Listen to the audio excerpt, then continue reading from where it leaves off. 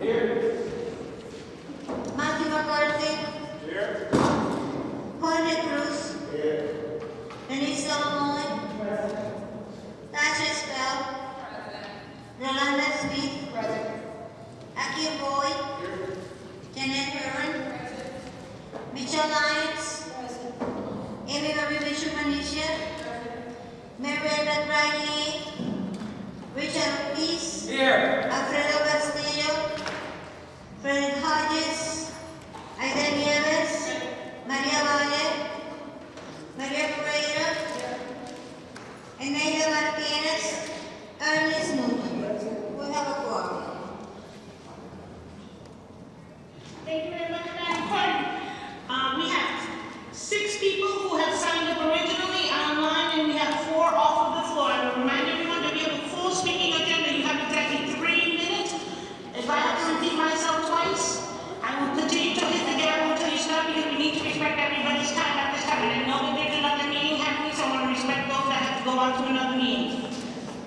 If this is your first time speaking before the Bridgeport City Council, you must state your name and address for the record. Once you state your name and address for the record, that is part of your 3 minutes.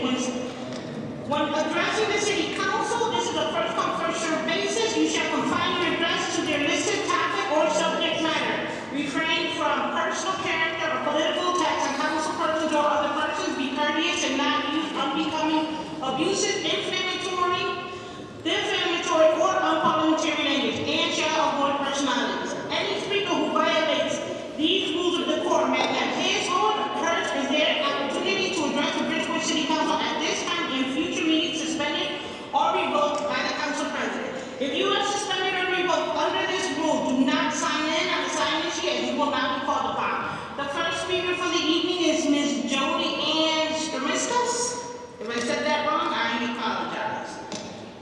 Ms. Jody Ann? She's not here. Going once, going twice. Third time. The next speaker will be Ms. Faith Sweeney. Ms. Faith Sweeney. And I just want to let the record reflect that I'm letting Ms. Faith Sweeney go before. Move up a turn, because she has another meeting to get to. I'm honoring your time, ma'am. Thank you. Good evening, council members, residents, and community leaders. My name is Faith Sweeney, 184 Huntington Turnpike. I am here today to speak in full support of Kayla Medina for the vacant seat of this Bridgeport City Council. As someone who has watched our city navigate challenges, strive for change, and work to rebuild trust, I believe now more than ever we need someone who is both rooted in the community and ready to lead with clarity, compassion, and integrity. Kayla Medina is that person. For over 20 years, Kayla has been a steadfast advocate for the people of Bridgeport, whether at City Hall, the Board of Education, or the steps of the state capitol. She has shown up again and again because she believes in the power of civic engagement and responsibility we share in shaping a better future for our city. Bridgeport has faced undeniable struggles. We've seen communities divided, trusted leadership tested, and too many residents feeling left behind. But we've also seen the resilience of our people, residents who continue to show up, speak out, and believe that better is possible. Kayla Medina is one of those residents. She is more than a voice for change. She is a builder of it. Through her work with Maple Road, Connecticut, and decades of grassroots advocacy, Kayla has proven her ability to lead, manage, and mobilize. She knows how to get results, but just as importantly, she knows how to listen. From advocating for equitable school funding, to leading voter education initiatives, to organizing community cleanups and cultural events, she doesn't just talk about change. She rolls up her sleeves and makes it happen. Kayla also offers a wealth of professional experience and expertise, from budgeting and strategic planning to building partnerships across sectors and organizations, and data-driven decision-making. These aren't just resume lines. They are tools Bridgeport needs on the City Council right now. She has earned recognition at every level, local, state, and national, not because she seeks the spotlight, deserves leaders who reflect its diversity, understand its challenges, and believe in its potential. We need city council members who are positive, principled, and deeply connected to the people they serve. That is why I urge you to appoint Kayla Medina. She brings heart, experience, and vision, and she is ready to serve on day one. Thank you for your time, and thank you for considering a leader who truly represents Bridgeport best. Thank you. Thank you.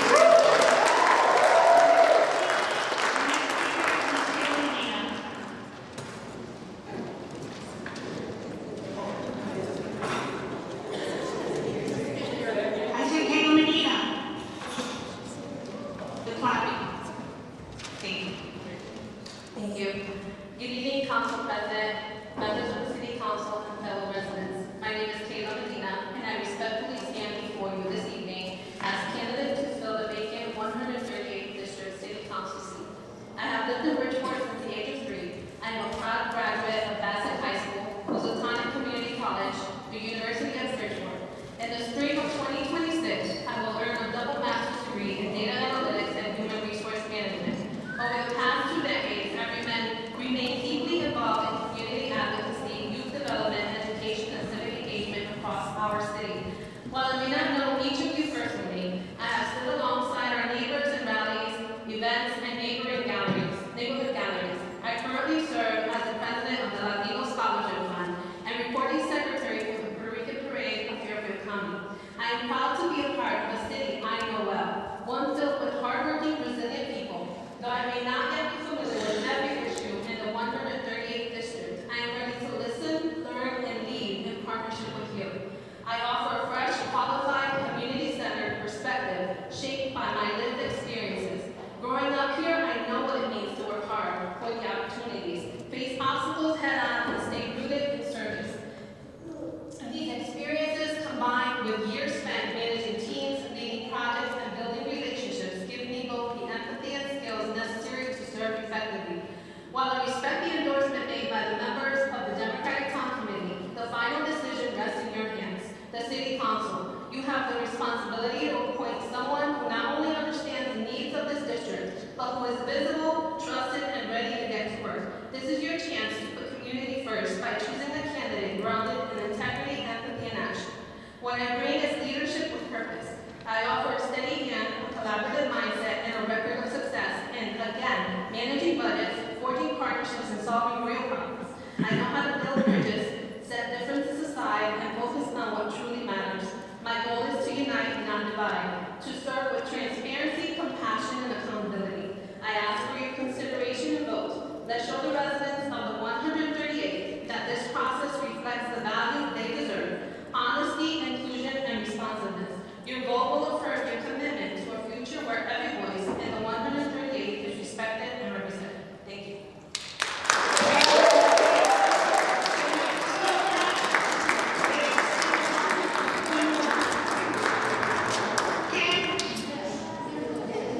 The next speaker is Stan McCollum. I'm coming.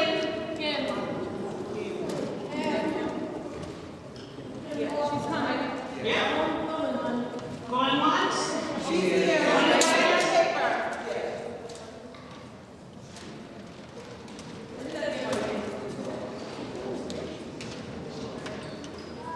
My name is Steve McLaughlin. I live at 110. Can you hear me? I live at 110 Hale Terrace in Bridgeport, Connecticut, and I've lived there for almost 40 years. That's in the 138. I'm not here to give you Kayla Medina's resume. I think she did a very good job of giving that to you herself. I'm here to tell you that as a resident and a voter in the 138th, I look for certain things, obviously, when I vote, as you do. I look for who I believe is honest. And Kayla is the most honest candidate that I've seen in my 40 years. And I want to vote for her. If you put her in, I will vote for her next time if she runs, and I promise you I will do that. I look for a candidate who has integrity, who has always stood up for things, and then even if she and I have differences on issues, she tells me where she stands. She doesn't lie to me. She just try to, make me feel good or pretend. And that's a candidate with integrity. We can disagree on things, and I like that. She has courage. I look for a candidate with courage, and I hope you do too.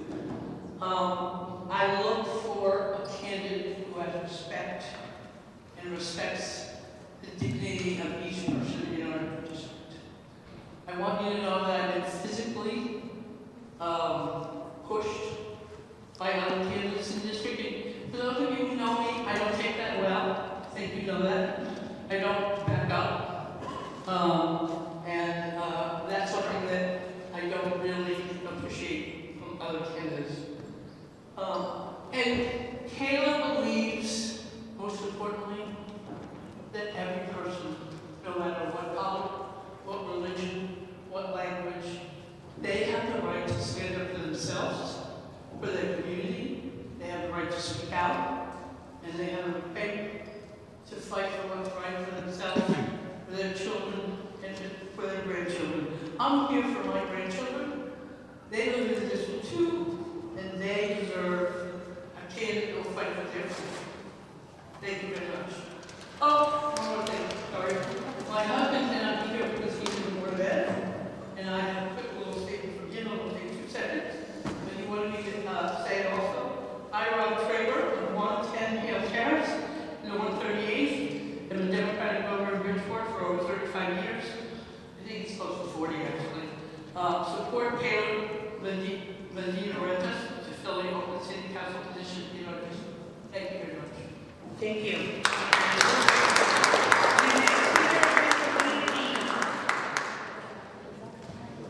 Thank you once again for the Medina.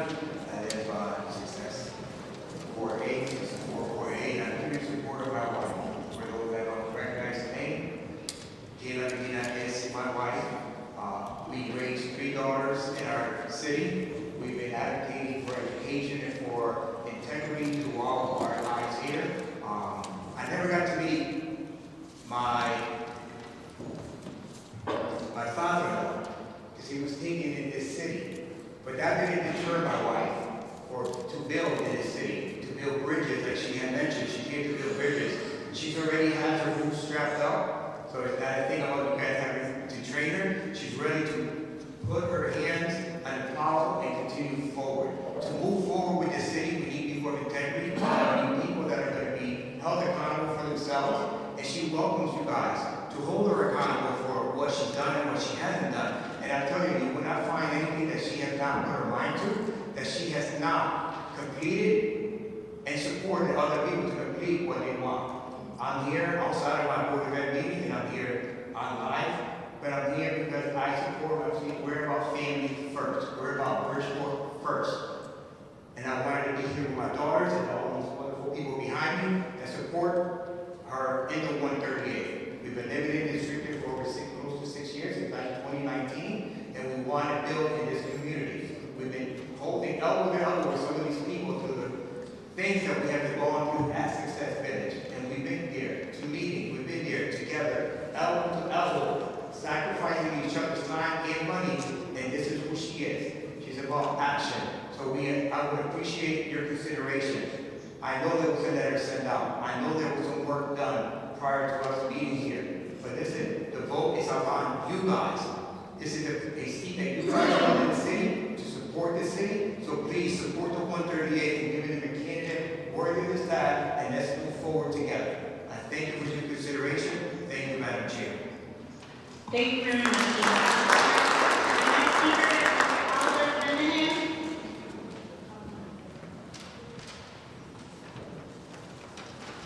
Hello everyone, hello. I know one of the things I want to talk about is great communication. Why I'm saying this? Because it's not fair that you guys or whoever had to be, whoever had to say, had to be talking about other people.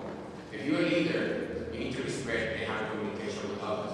Just because you're a leader, you have to talk about negative stuff, about other people, who's running, who's not running, what they do, what they say, where they lead, or what they do, and how to make the money. If you're a leader, you're here for the community to help each other, not to talk about things negative, because who's going to look back is you. people they're gonna see how bad you talk about other people. So if you want respect, it's not the point because you sit up in that chair and you need people have to respect you. You have to own respect.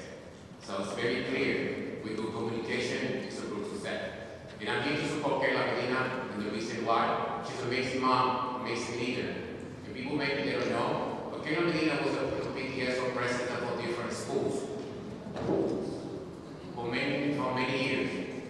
And she worked and she knew and she talked to a lot of parents, students, and staff. So you guys, you have to think about it. Who you going to put in that seat? As a person, they respect, they know how to communicate with people, they know how to deal, very professional. But guess what? She's not perfect just like you guys, and either us. But I know she can talk to you and how to deal with you for the best for Bridgeport. And one of the best things for Kayla Medina, and I challenge whoever can say no, if that's not true, that Kayla Medina always comes to the board to catch her meetings. Always there. They can be online or she be there present taking notes because she cared and she wants the best for Bridgeport Public School. So sometimes I have to say this, and it's sad that you guys make your decision, but guess what? I'm going to sleep good, and I hope you guys sleep better. Thank you. Thank you very much. The next speaker is Marie Brown.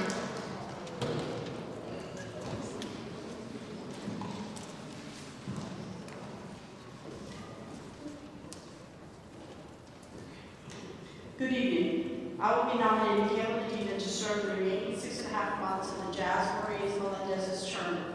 Samir Suleiman's legacy should be she was an amazing mother who raised 4 beautiful, intelligent, and successful children. All of her children are incredibly successful academically and professionally. Unfortunately, Samir will not have a legacy as a successful and effective Bridgeport City Council member.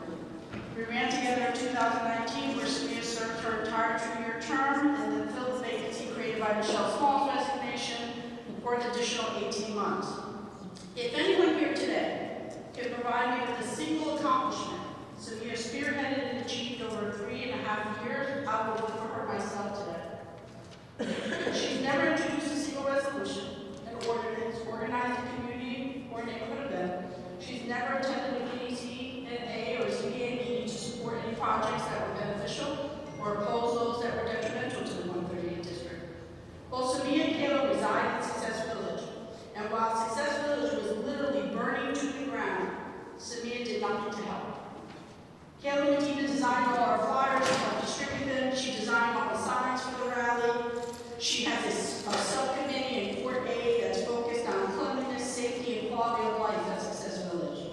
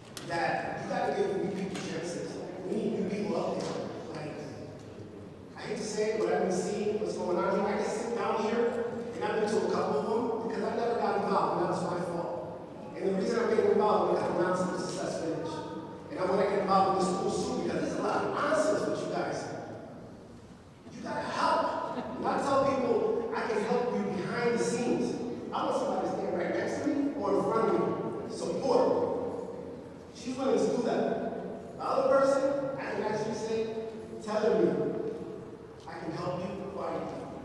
I don't need that. Help us. I'm from the 138 for Success Village for all the nonsense, but when people come to get votes, they go to Success Village, not my doors, taking pictures.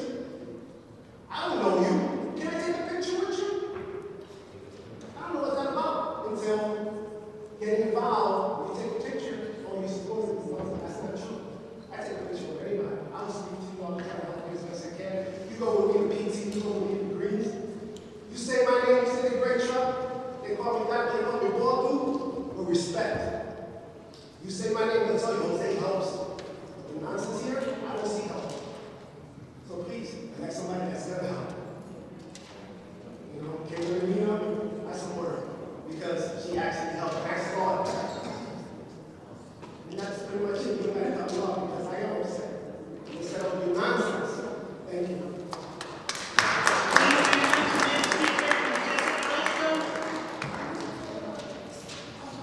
Jessica Resto.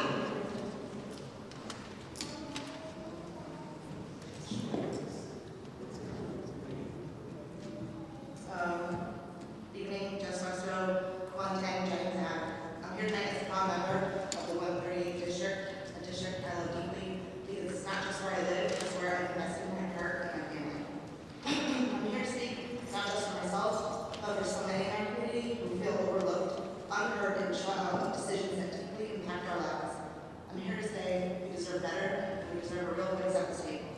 That's why I stand firmly in support of Kayla Nina. Kayla is not a politician, she's a public servant, a Bridgeport graduate, among our three amazing Bridgeport public school graduates, a fierce advocate for equity, for education, for transparency, and for us. She's the one who shows up when the cameras not on and when no one's watching, because this community isn't just her district, it's our home. The 138 district doesn't need a political appointment, we need a representative, we need a vote, and we need Kayla Nina.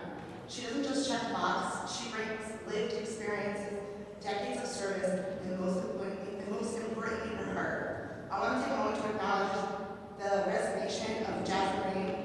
Her departure was raw, honest, and frankly overdue, and it called out the silence from this very council in the face of injustice. While I don't know her directly, I've seen the dynamics that she spoke firsthand. I've sat under the city process and witnessed how power operates in the city. I saw how decisions were made behind closed doors, how community input was minimized or ignored. So when Jasmine's resignation letter came out, I didn't just read it, I recognized it. She told the truth, and it resonated deeply with those of us who were trying to push for change from the outside. That's exactly why we need someone different in the seat, someone who sees the cracks in the system and doesn't just name them, but works to fix them. That someone is Kayla. She doesn't shy away from her truths. She leads the truth with transparency, and she carries our voices, not just the polished ones, but the ones that are tired, frustrated, and demanding better. She knows how the city works, and she's ready to challenge the parts that aren't working for us. So I ask you, the members of the council, to do the right thing, not the political easy thing. Listen to the people who are showing up tonight, listen to the voices that too often have been drowned out. Appoint Kayla Nina and show the 138 that our voices do matter. Thank you.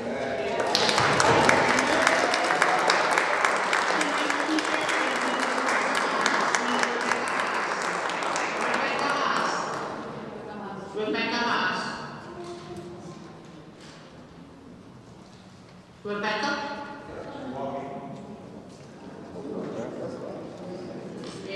Good evening, President Davis, and other members of the City Council. My name is Rebecca.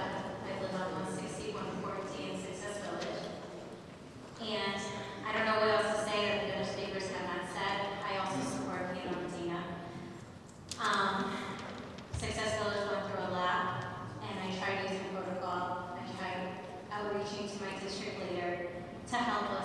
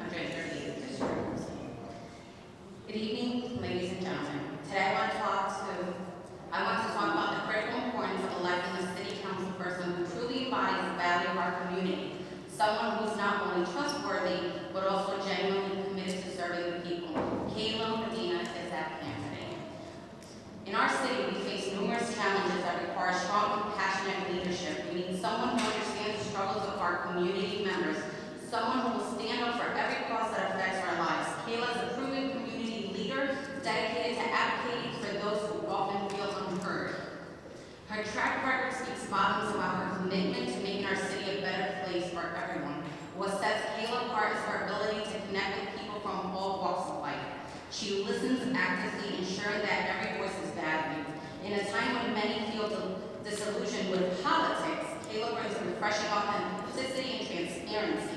She believes in being a representative of the people, not just for the people. And that is a crucial quality we need in our city council. Moreover, Kayla is known for her exceptional follow-through. In a world where promises are often made but not kept, she stands out as someone who delivers on her commitments, whether it's addressing local issues, improving community services, or advocating for essential resources. Kayla has consistently shown that she will fight for what is right, following through on her initiatives with determination and integrity. Electing Kayla Medina means choosing a leader who prioritizes the needs of our community over political agendas. She embodies the spirit of service, and her dedication to our collective well-being is unwavering. We need someone in City Council who not only understands the issues, but is also willing to take action and make meaningful change. In conclusion, let us come together to support Kayla Medina for City Council. Her values, commitment, and proven leadership make her the ideal candidate to represent us all. Together, we can build a brighter future for our city, one that reflects the needs and aspirations of every resident in the 138th district. Thank you.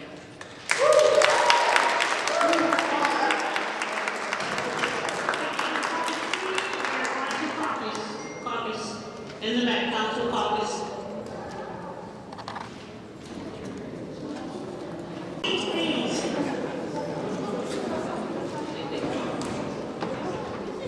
Madam Clerk. Thank you, Madam Clerk.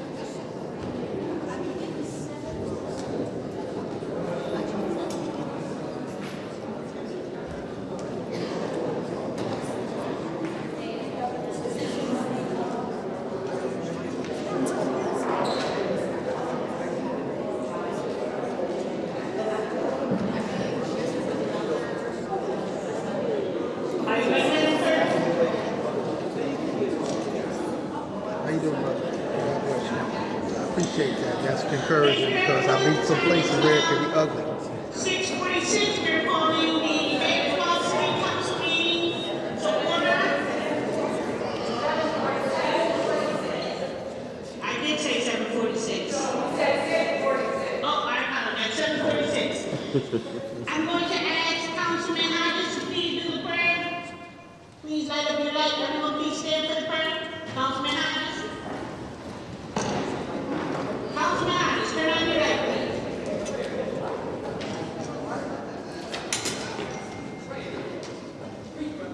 Here you go. In the name of God, the beneficent and merciful, first of all, I'd like to thank you, God, for waking us all up today. Without you, none of us would be woken up today. In this great city, Bridgeport, Connecticut, we have some hard decisions to make. I pray that you look over all of us and we make the best decision for the city of Bridgeport.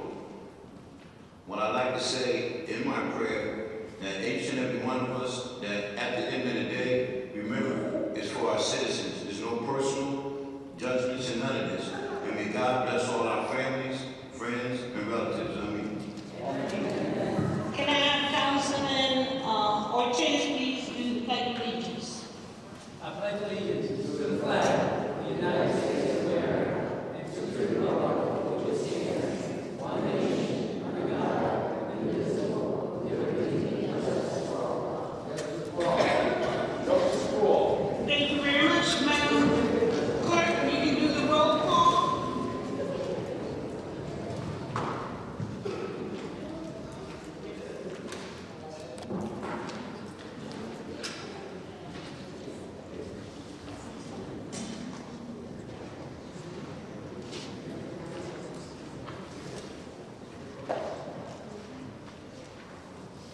Scott Burns.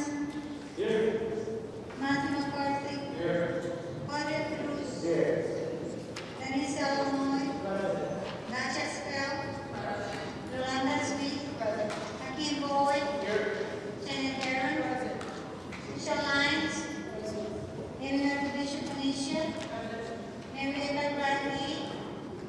Richard Ortiz. Alfredo Castillo. Fred Hodges.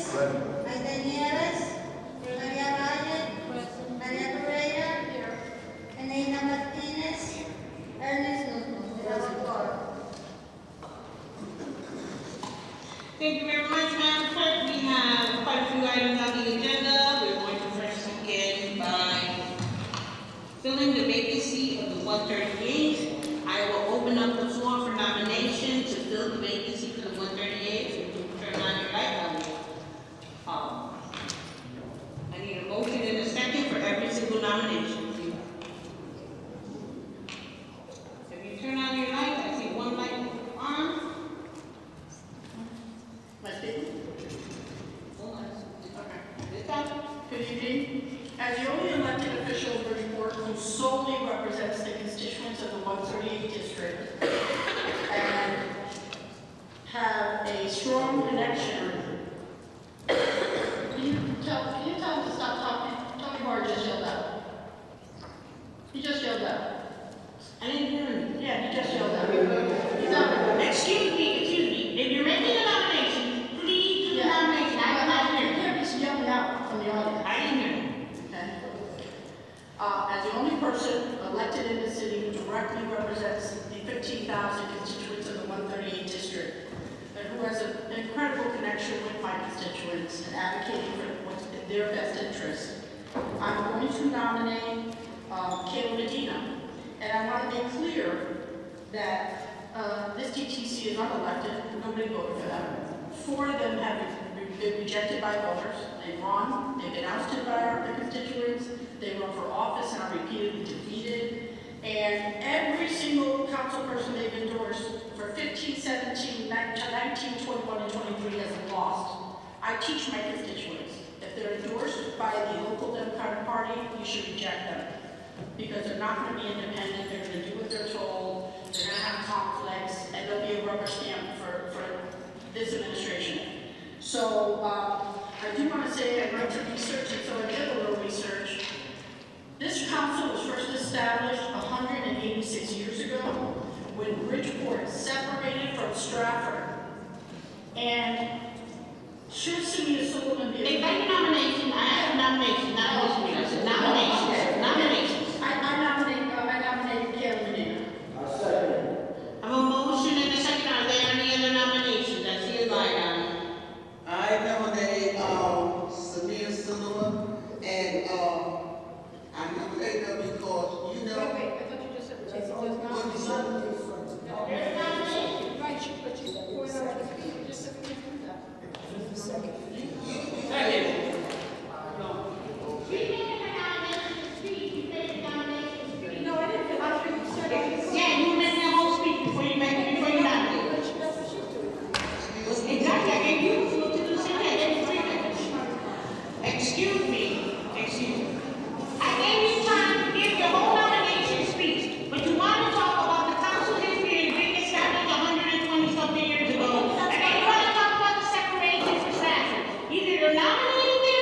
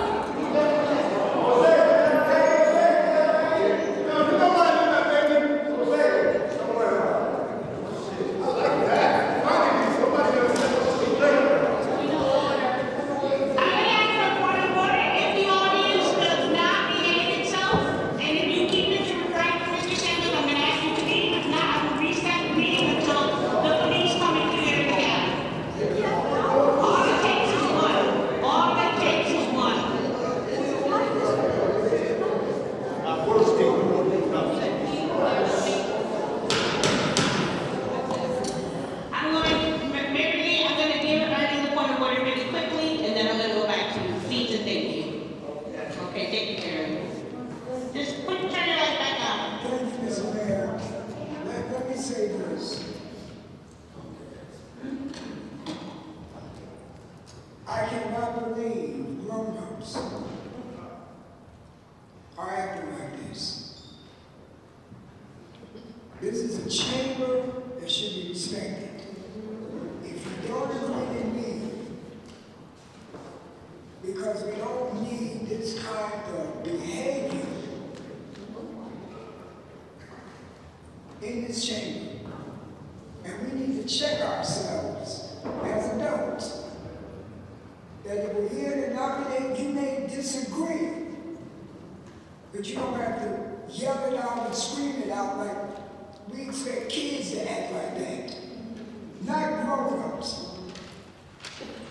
So I'm asking everybody that's here, let's act like adults. You don't agree, that's fine. But you should not be interrupting this chamber.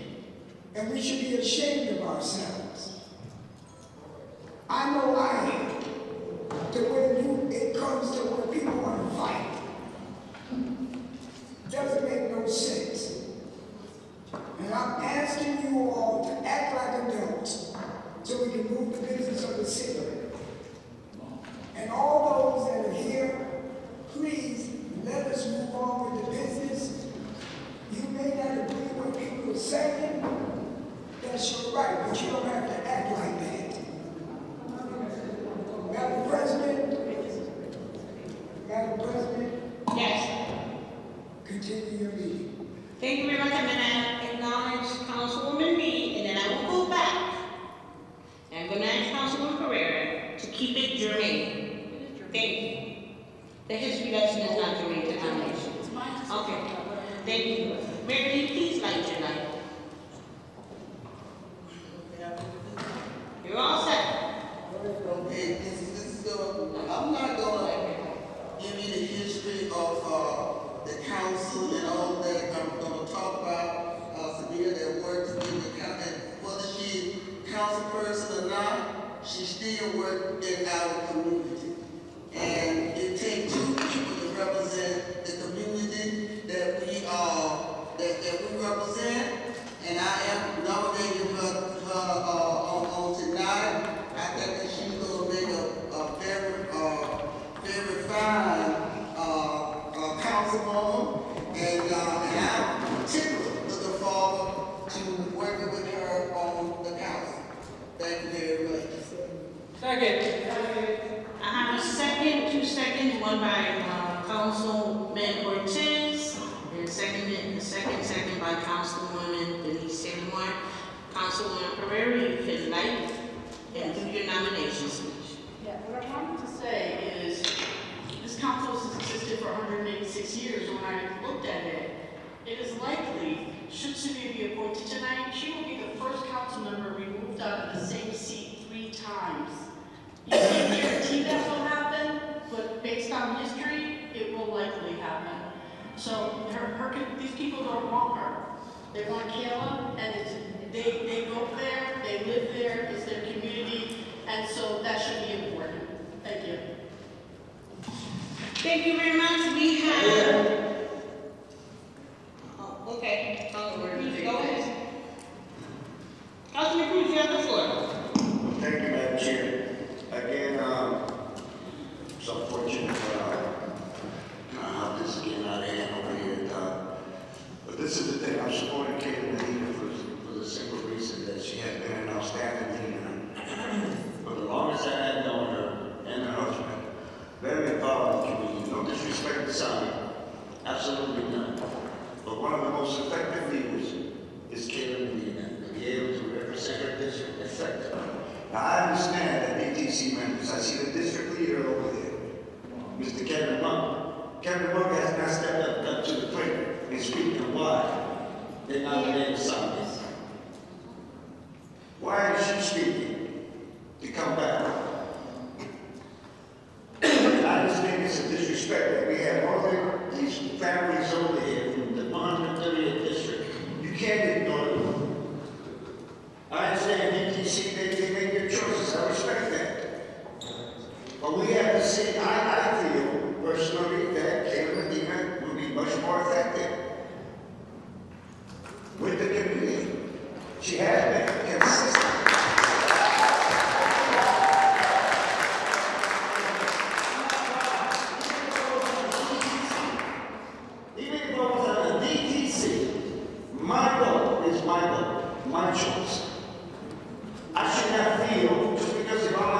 see our pressure to vote against something that is obvious was the most effective leader. This is democracy. Now, democracy is for you to make your own educated decision. What's best, what you think for them. If they thought Caleb Medina, if they nominated Caleb Medina in the position, I believe them and I agree with them. Thank you for listening.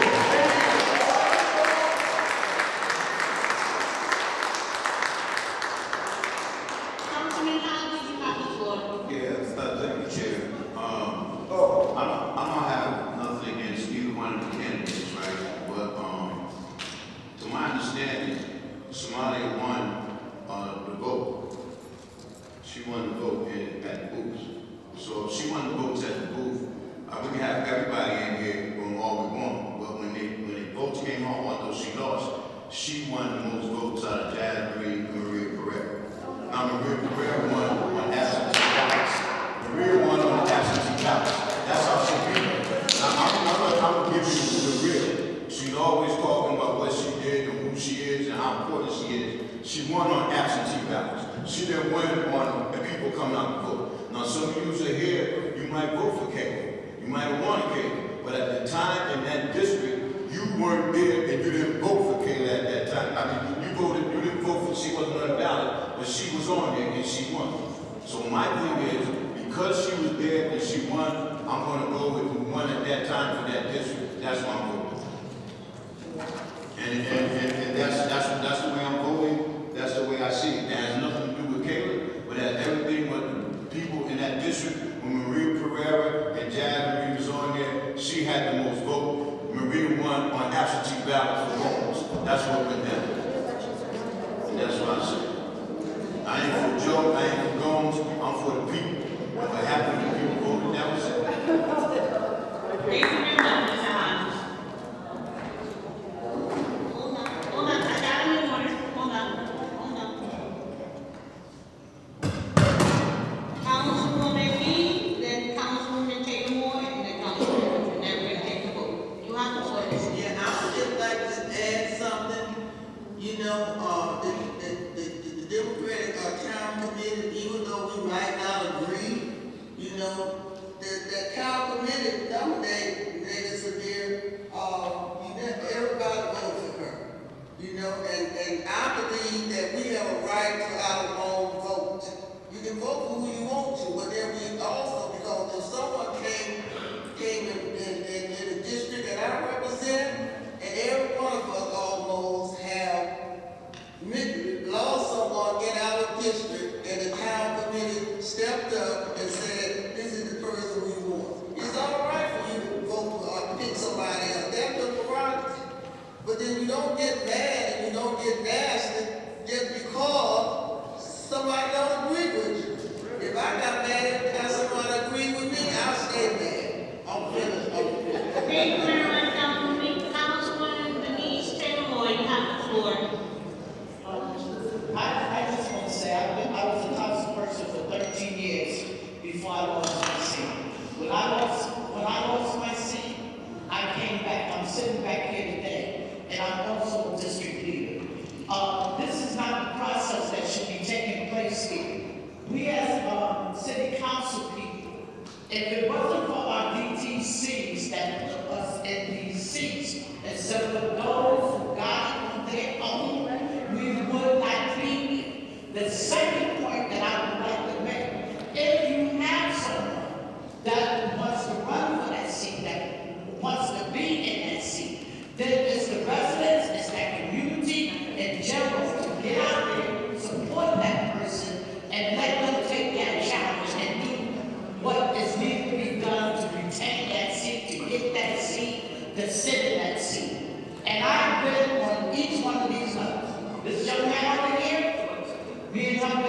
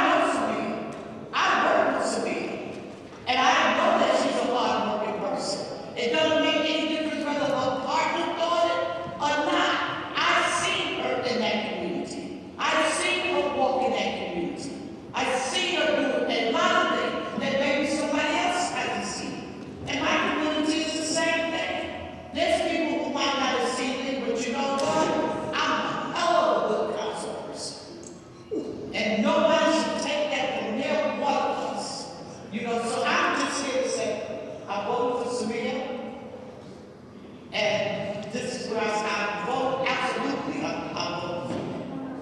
Thank you very much. And I don't know Caleb, and I'm not going to take anything away from that young woman who's the pride of our community. But what I would say, you know, if you want that seat and you don't get it down, then you better go after it because that's what I did, and that's why I'm back here today. Thank you very much, Councilwoman Taylor. I'm going to go to Councilman Newton. You have the floor. Thank you.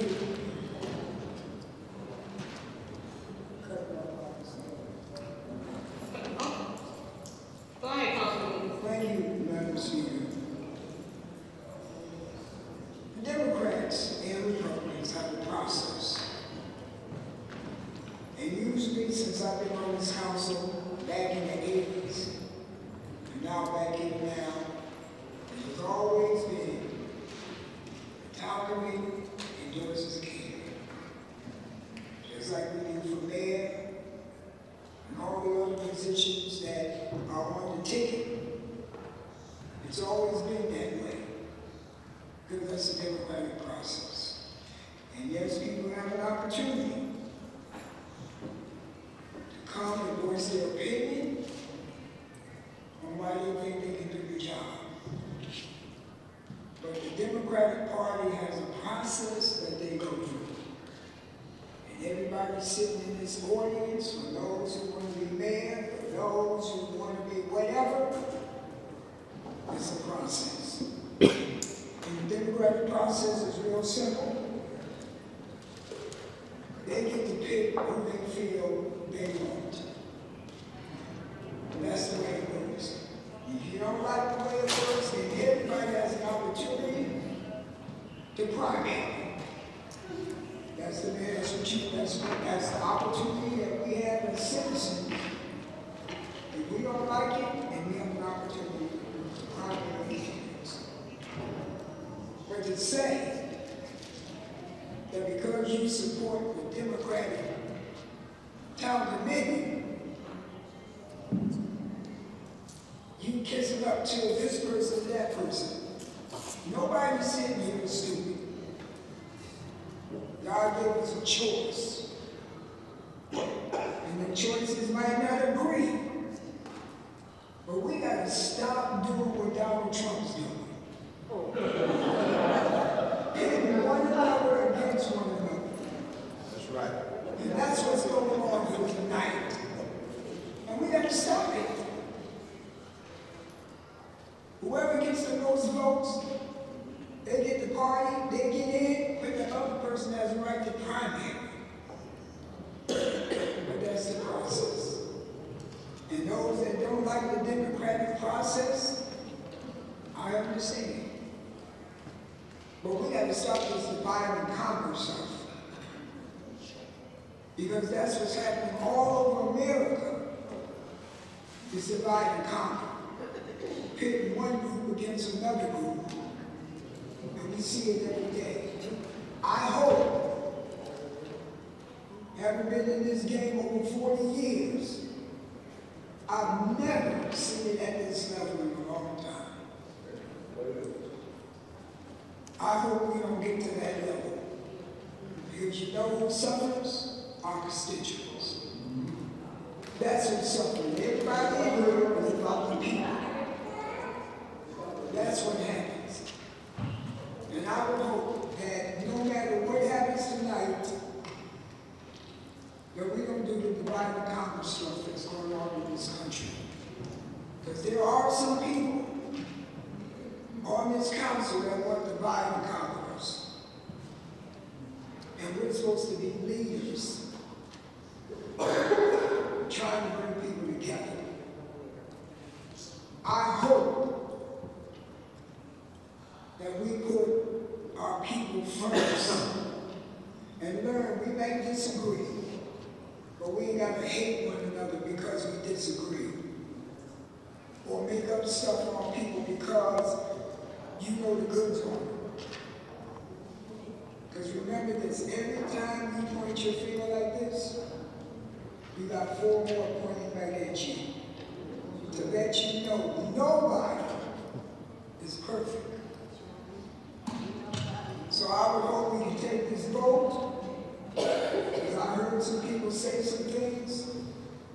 and you have to shake your head because it's wrong. And we don't need that divide in this city. So, Madam, if there's nobody else, I'm going to, the question. now, hold on one second. It's going to be roll call. Hold on one second. And Mary, did you want to say something else, Mary? Or did you accidentally turn on your Mary? Councilwoman, did you turn on your light?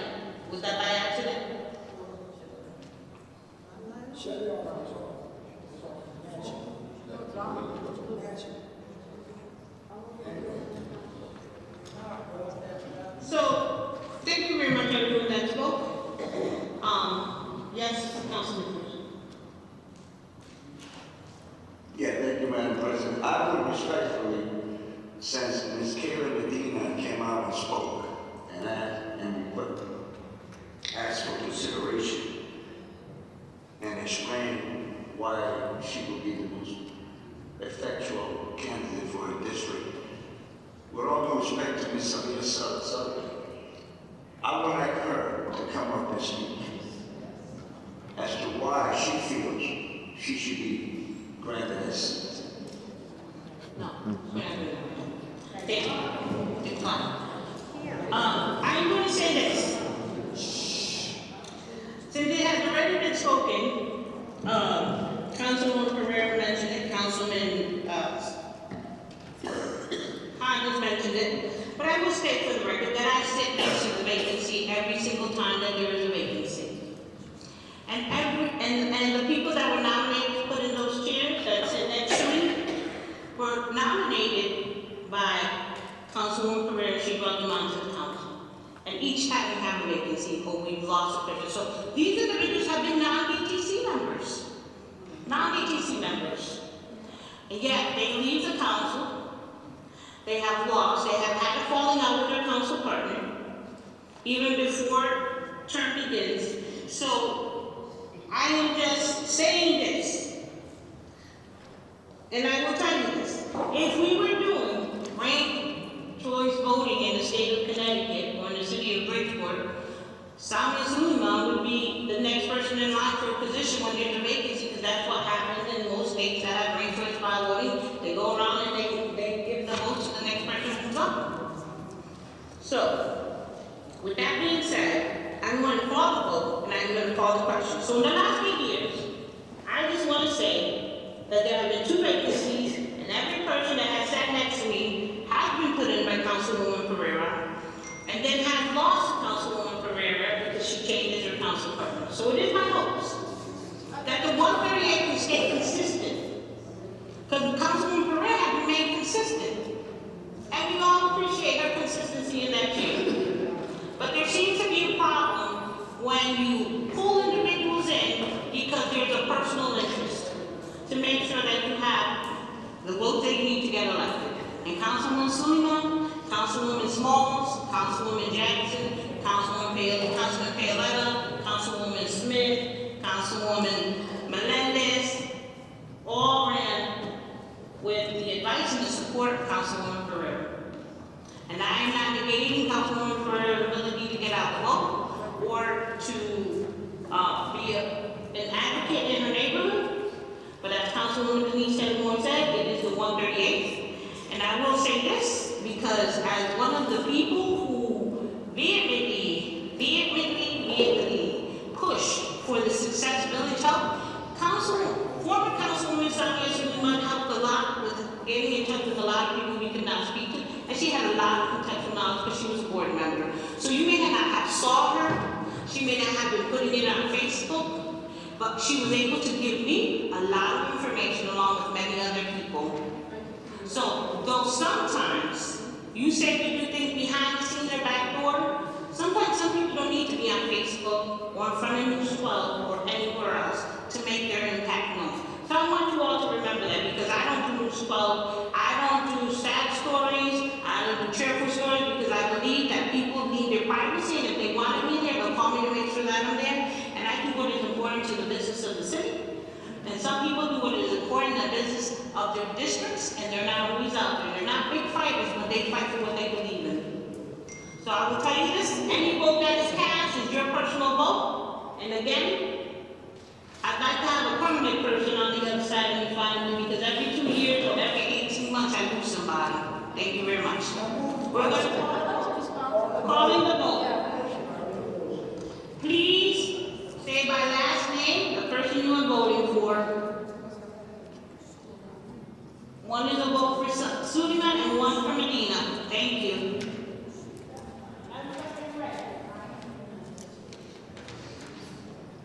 Scott Burns. Matthew McCarthy.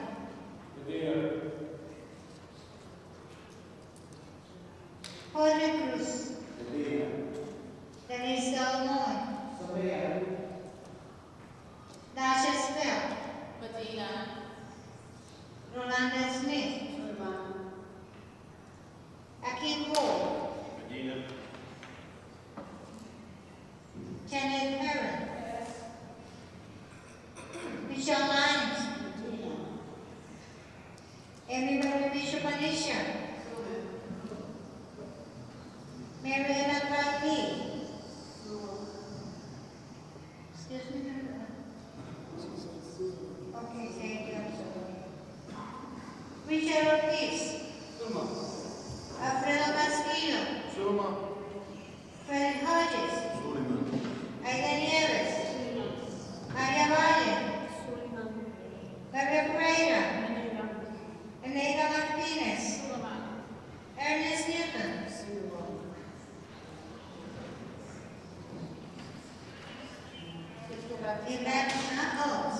Thank you, Maria. Scott Burns.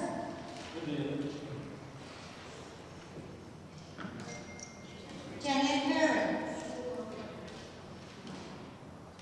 Okay.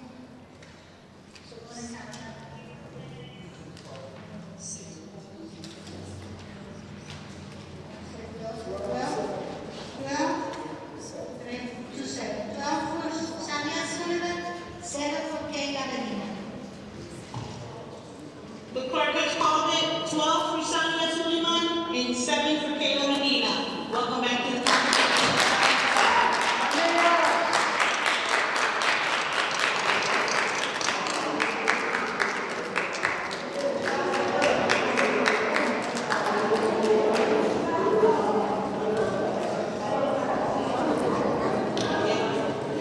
Thank you very much, everyone.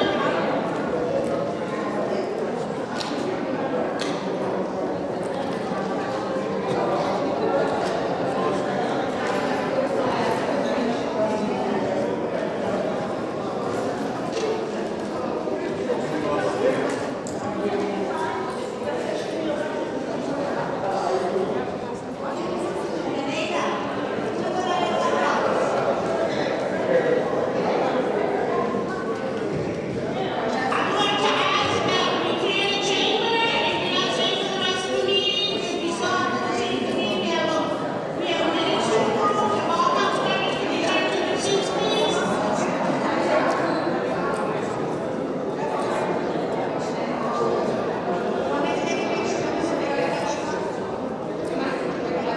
We still have a meeting going on, everyone, and if you clear the chamber.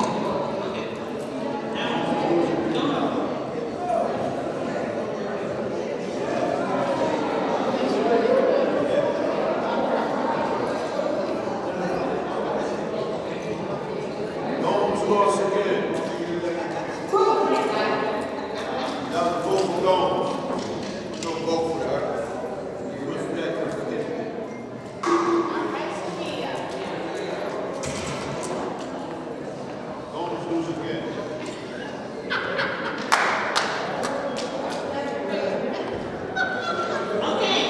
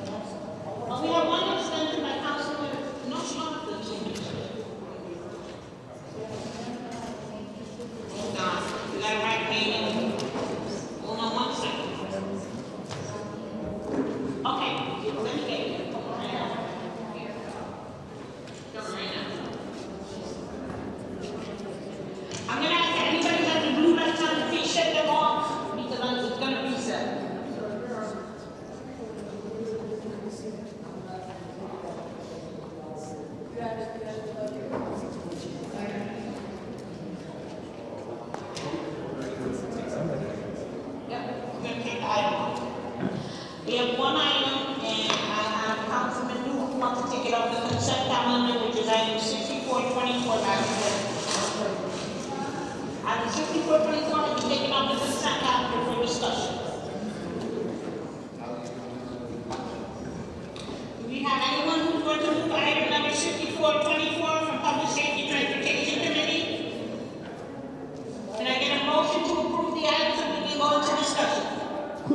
We have a motion by Councilwoman Nice. Can I have a second on the item? Second by Councilman Newton. Please turn on your lights for 6424.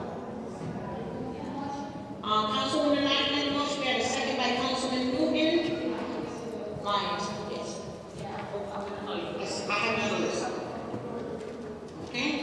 Councilman Newton, I got you.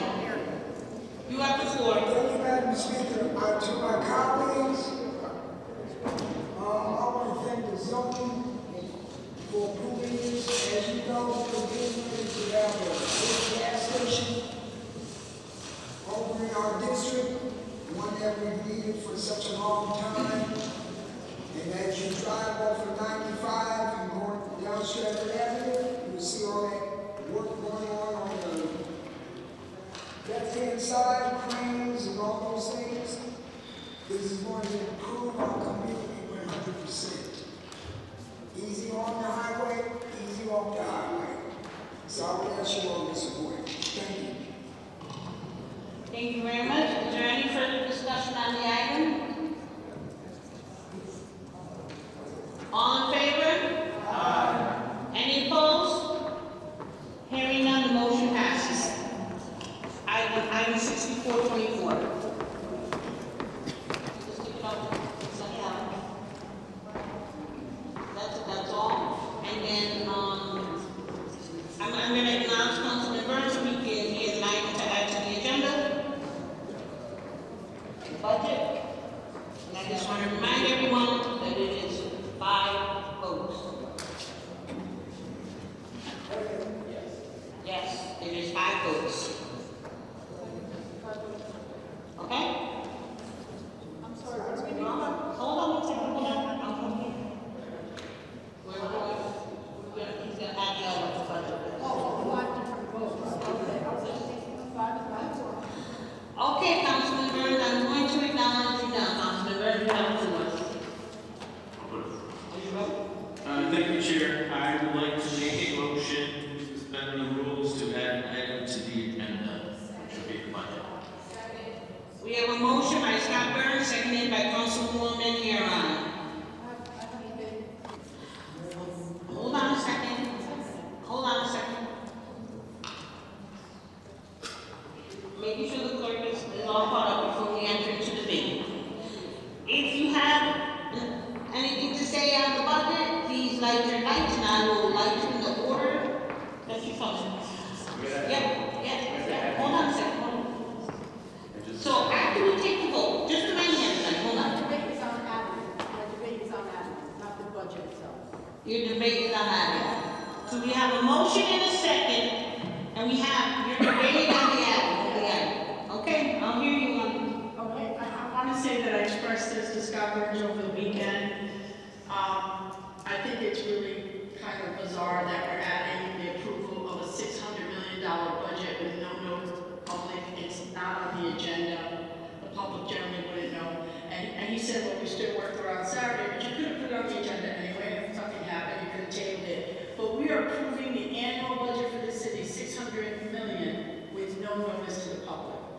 And I don't think that that is, responsible behavior, that nobody in the public would know through the agenda or anything that it was going to be added and approved tonight with no further debate.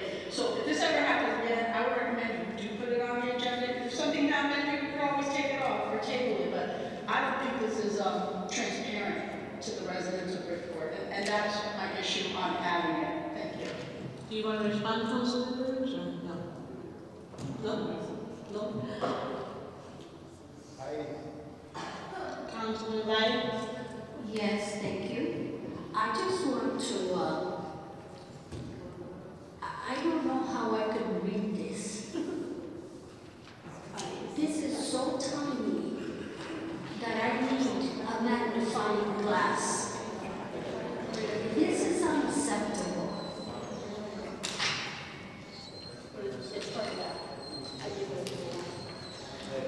Better now? Better now, Councilwoman Light? Yes, please, for next time, make it bigger. Thank you.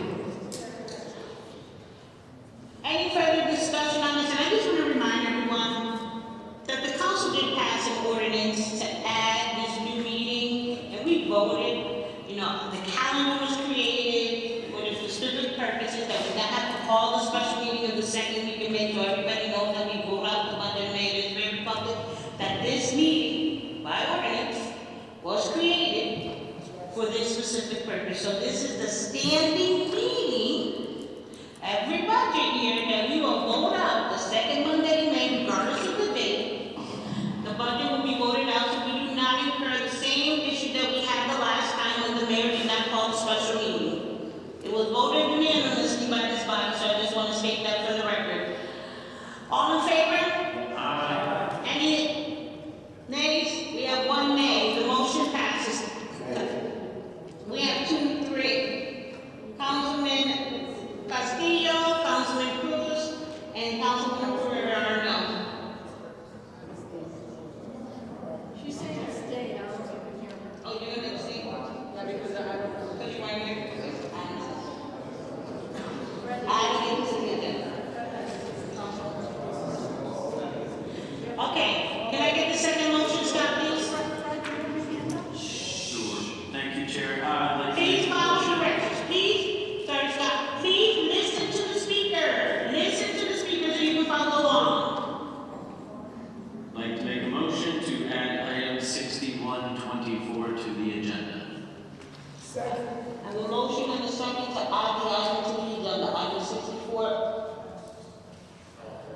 By Councilman Burns, seconded by Councilman Noon. Any discussion on the item? Seeing no lights, all in favor? Aye. Any opposed? You gonna abstain? Cruz is opposed. I'm sorry, can I see clarification? You said 6124? I said the wrong number, I said the wrong number. Okay, so what are we at? It's the same item, the budget number. Oh, It's the same item.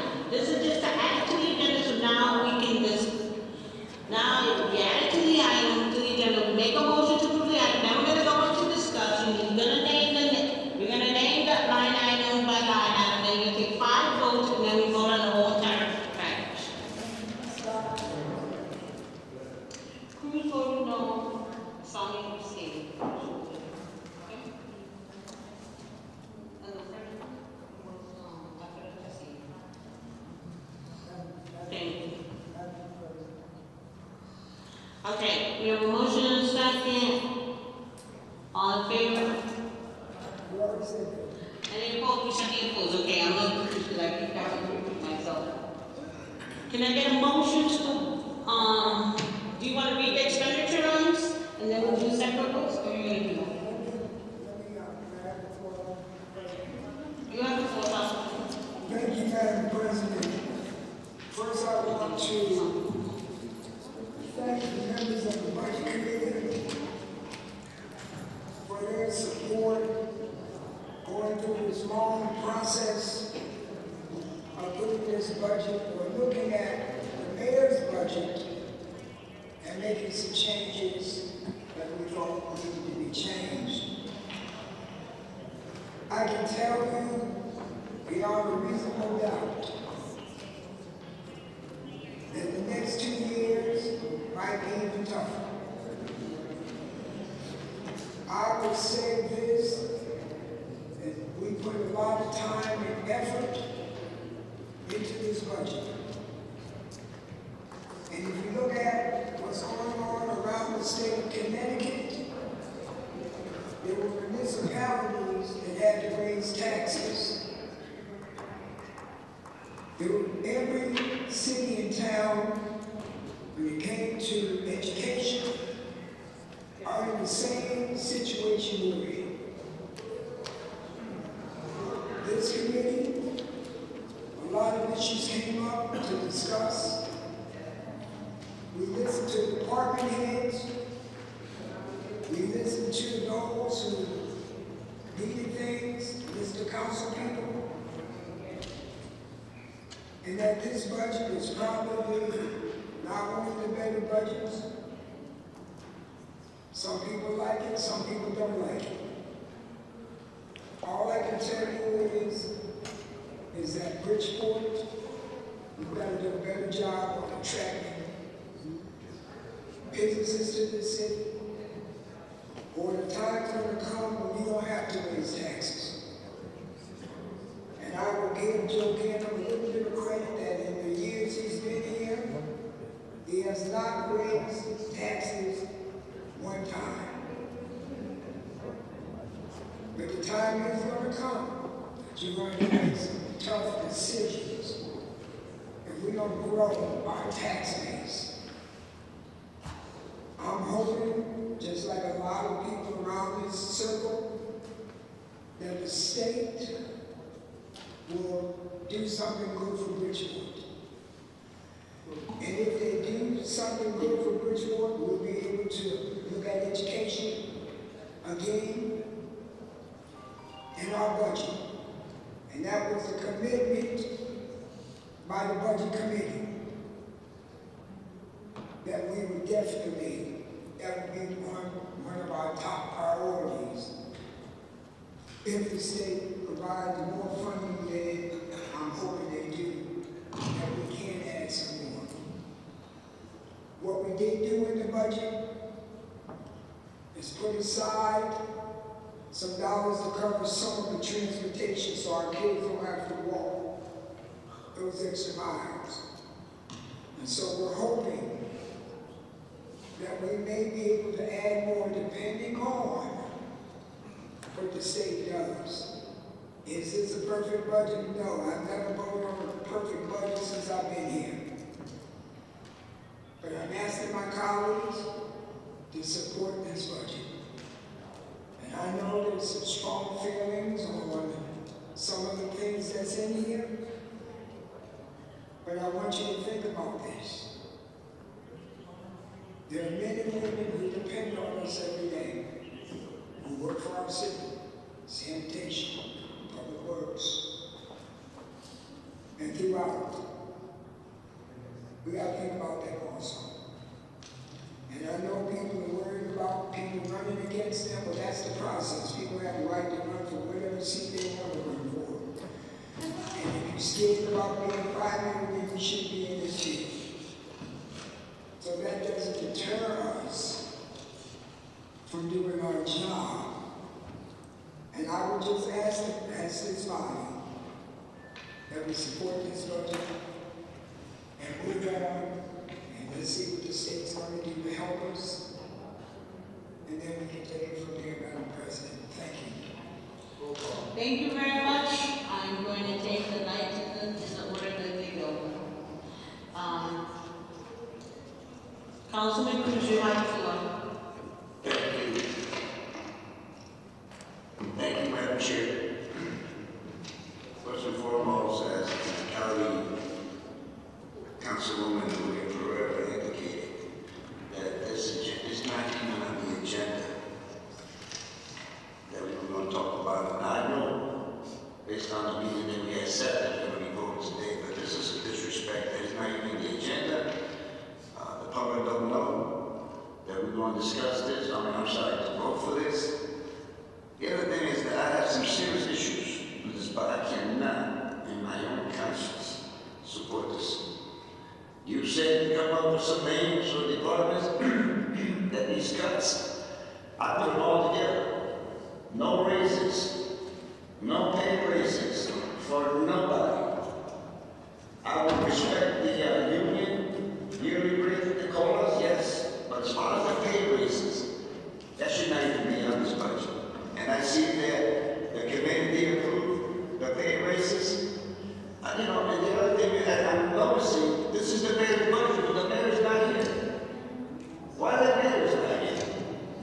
It's not busy. I'm going to correct you. This is not the mayor's budget. This is the council's budget. The mayor there.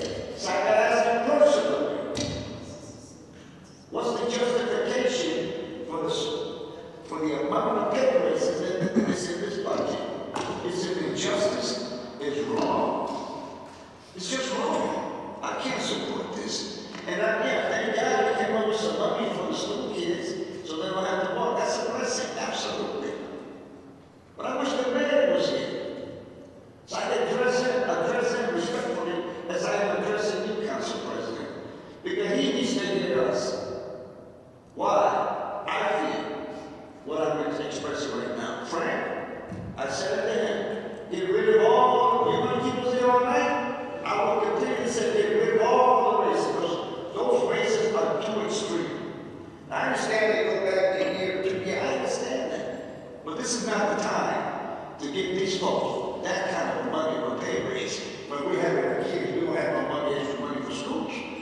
If I'm a pastor, how am I gonna answer my constituents?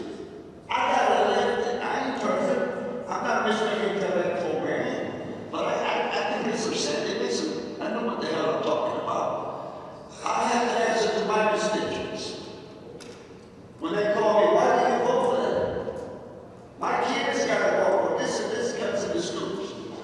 Oh, well, you know what? I am not supporting this. This is a ridiculous budget, and I will never support it. Thank you. Thank you very much, and I'm just going to rebuttal that remark. Councilman Cruz, as a former budget appropriations member for 4 years, I think you need to recall that this budget that we are voting on is not the mayor's budget. It is the budget that the Budget Appropriations Committee, which is made up of 7 members of the City Council, which you were previously a member of, used to vote out and have the opportunity to debate. And I just want to remind every council member and the persons in the chamber that anyone can attend a budget and appropriations committee, just like you can attend a public safety committee meeting or a contract committee meeting and give your recommendations. Every council member, every 19 or 20, well, we had 20 at the beginning of the budget, we ended up with 19, could have came with their determination of what they wanted to come, with their questions in writing and written them, so that way the OPM director could have addressed them. Saturday was a public meeting. We were in City Hall, Martin Morton Center, debating the budget as we have been doing, as many of us have sat there for 20 plus years, 10 years, 4 minutes, 8 years, 5 years, or 1 year. So it's public. Last year, this same body voted for this same meeting to be a standing meeting of the Bridgeport City Council, so that the public would know that we voted this meeting because we went and had a whole debate. So I know that I'm frustrating you, Councilman Castillo, I'm sorry, but this history lesson needs to be said, because I am hearing frustration in everybody, but no one has given the numbers. There's an opportunity, if this council wants to debate the whole budget tonight, again, and you have your line items and you have the numbers, but you need to know your line items, your codes, and your numbers, because our OPM director and our finance director are sitting right here. And I want to remind everyone that this is the same body that sits in this room and votes on the firefighters contract, the police contract, NAGE, LIUNA, BCSA. If I forgot the other units, I forgot. But we vote on those contracts. We have the opportunity to say no. We have had the opportunity, and we've done it once. We sent back the contract for renegotiation. So it's not that it has not happened on this council, but if you don't go to the contract meeting, if you don't read the contracts, and I'm not scolding everybody, but I want everybody to know, because this is public and it's not a disrespect. The disrespect is the disrespect that we say that we're being disrespectful when people don't show up for meetings.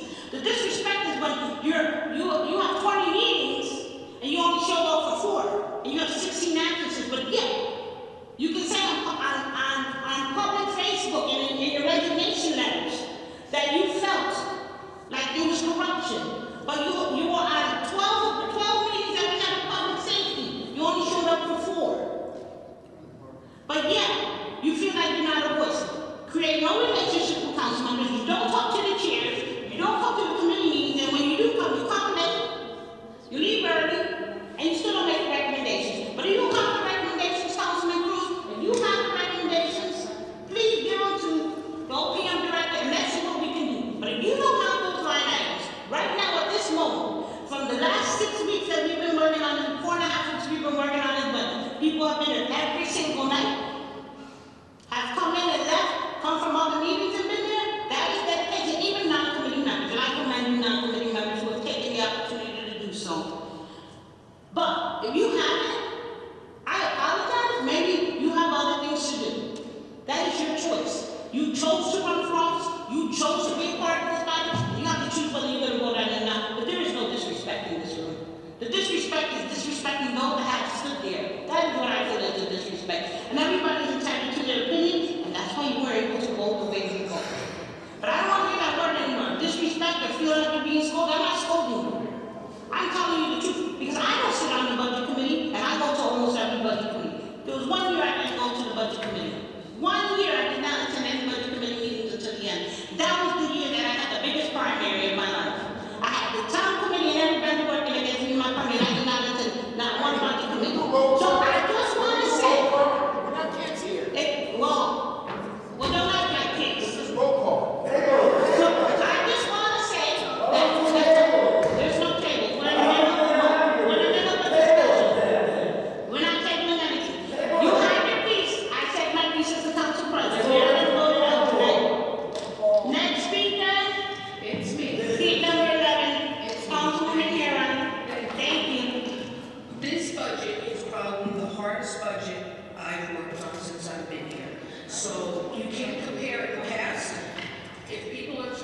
I'm talking, I hear it.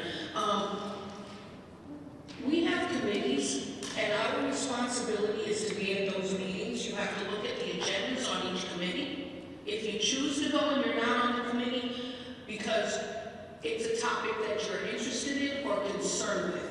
I've told a lot of the newer council, if you want to know, you need to come to these committee meetings because we don't usually debate those things on the floor.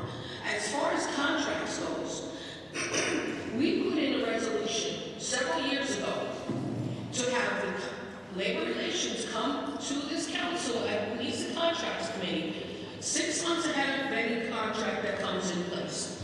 It was going good for a while. It's not happening now. So I know people are frustrated with these raises, so am I. But these are contractual raises, and unfortunately, it's always a delay. Until we get our departments to run efficiently the way they should be, and I know on Saturday I get the CAO to start buckling down because we have a problem. We have unions waiting in the line that are halted now, and they're probably going to get zeros because they are the lowest paid in the city, which is disgraceful. Now, if you go with the mayor's budget, which was the book you were given, right now this is the city council's budget. And what we've added, and it's not a lot, we added more money to the NDR for the Board of Ed, and we added money for the buses.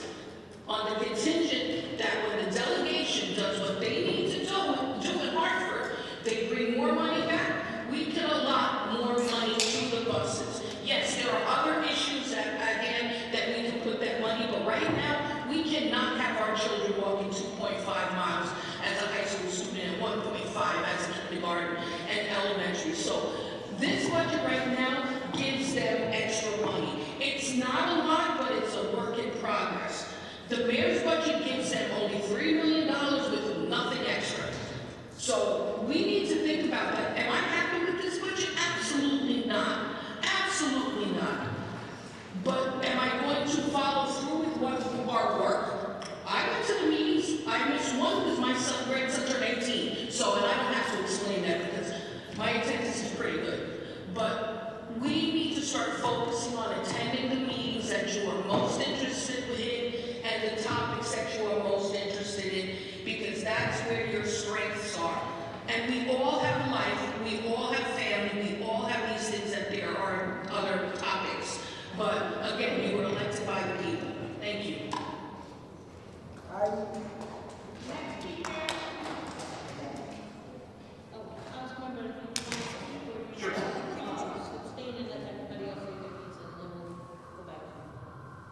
That's fine.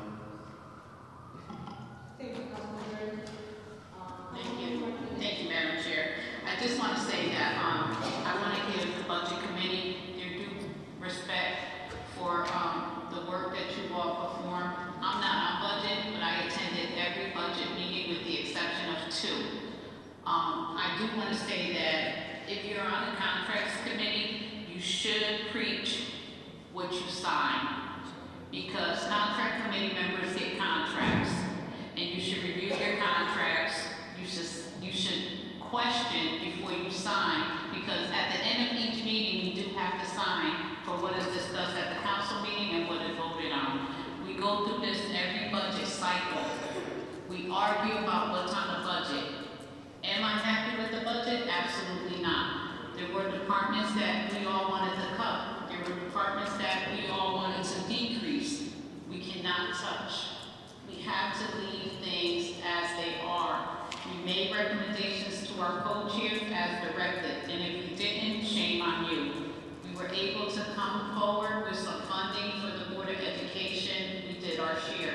We have to hold the Board of Education accountable as well. We have given money to the Board of Education. It has been mismanaged. Once we give money to the Board of Education, we have no say on what they utilize it for. And I'm talking about years, not today, not last year, not the year before. I've been on this council since 2013. Minus 2 years, and the money has been mismanaged. So everybody has to be held accountable. We talk about decreasing overtime. Who do we have if we cannot get a police officer to come to a location where there's an incident? God forbid we have a wildfire in the city of Bridgeport. Who are we gonna call to put the fire out if we decrease these departments? So we have to stay mindful of sometimes the ignorance of how we think and eliminating departments, because we do need our police, we need our fire, we need our emergency operations center. So when it came to me and even looking to cut those departments, it was a negative for me because those are critical departments. Should we cut departments that are receiving $10,000 and $15,000 pay increase? Hey, we can, but guess what? Who has the money in the city of Bridgeport to pay for an attorney to fight these unions who are gonna eventually win for something that we voted on, a contract that we signed, whomever's on the contracts committee, and voted on it? So let's take accountability for our own action on the things that we as elected officials have done. We cannot come to a council meeting and waste time today to argue over something that we ourselves have signed off on and we have approved, and here we are today trying to make a point. So I'm gonna vote on the budget. Do I like it? No. Did Scott and Ernie and the budget committee sacrifice Saturday? So did I. I left because I went to go see Lefty's fight. I want to support a Bridgeport-made individual. But they did a hell of a job. So to you all, congratulations. You worked hard. Frank, who is only here 6 months, I have to give him so much of credit because you know what? He didn't bite his tongue. He was honest.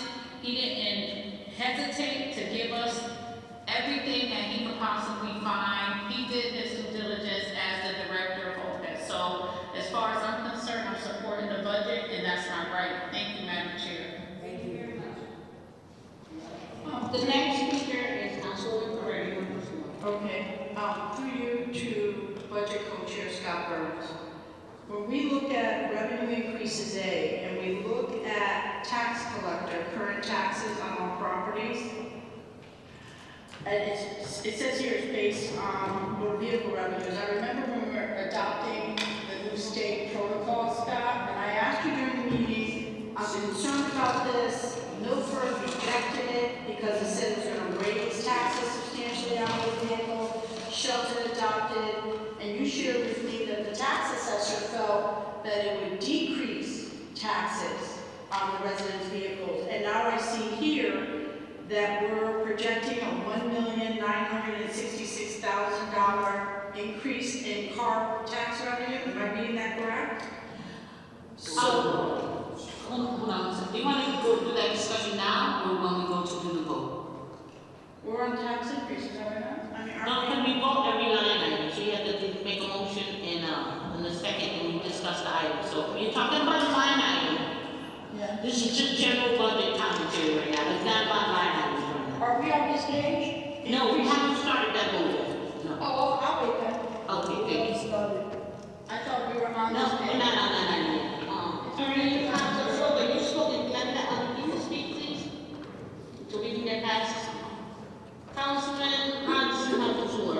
Thank you, Chair. I must say I agree with Councilwoman Martinez, Community Martinez, and this was one of the hardest things that I ever had to do sitting on the budget committee.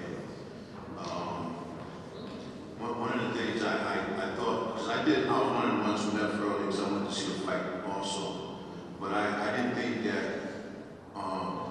the raises was going to be given to everybody.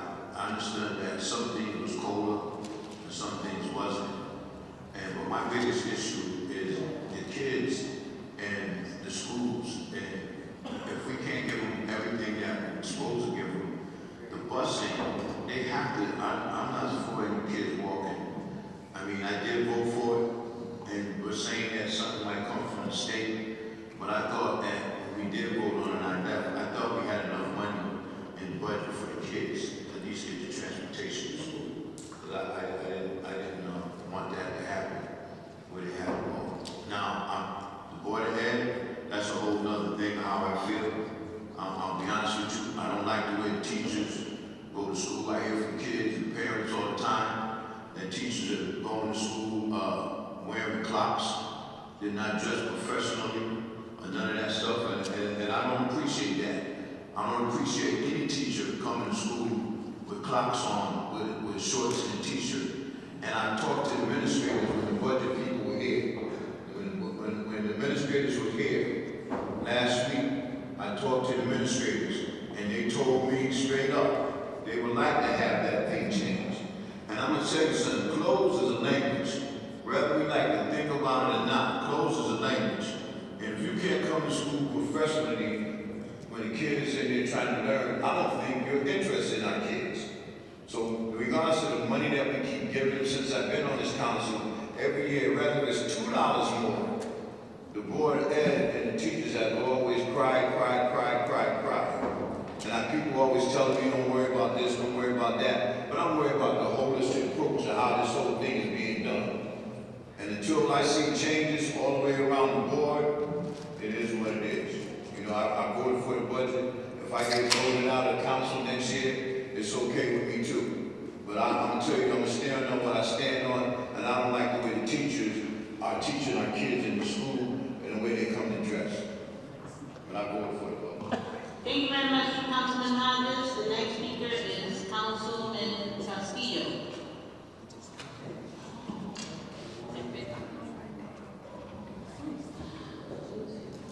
Councilman Lee, how do you I didn't want to say that I was at most of the meeting, and the ones that I wasn't able, I couldn't be there.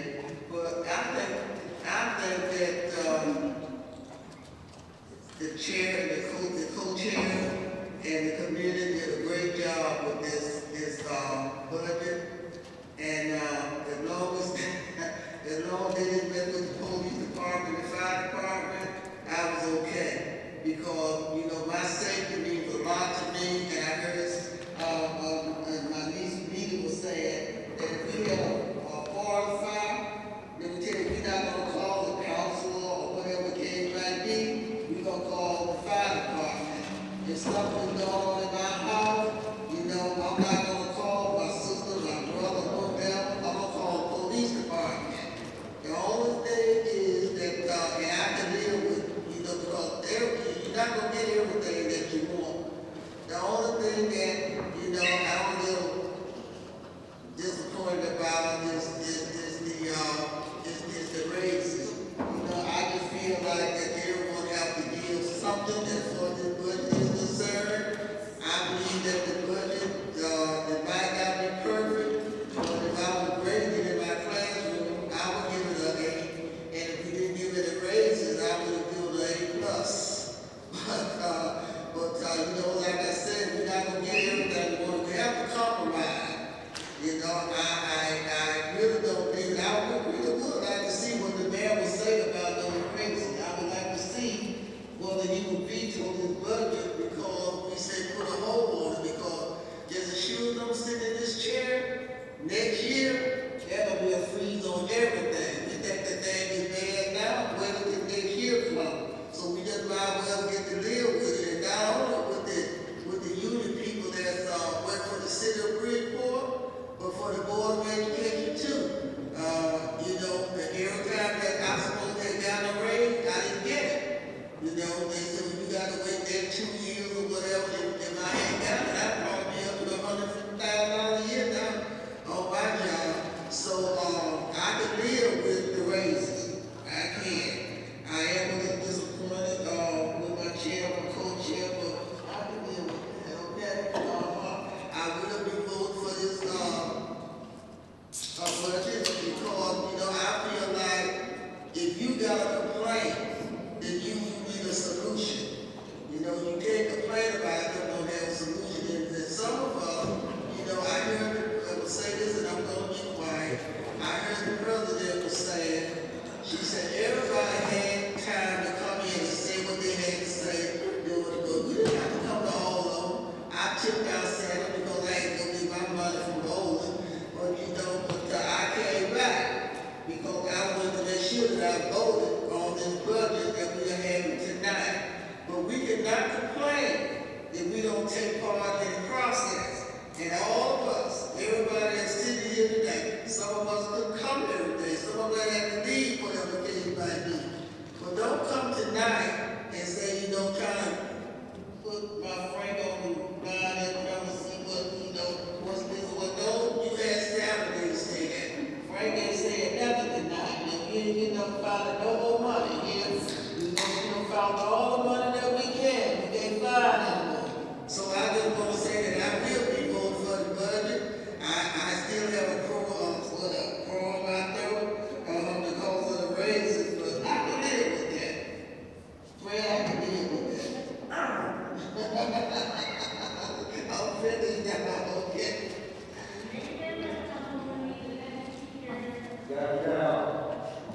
Thanks. Councilman Newton.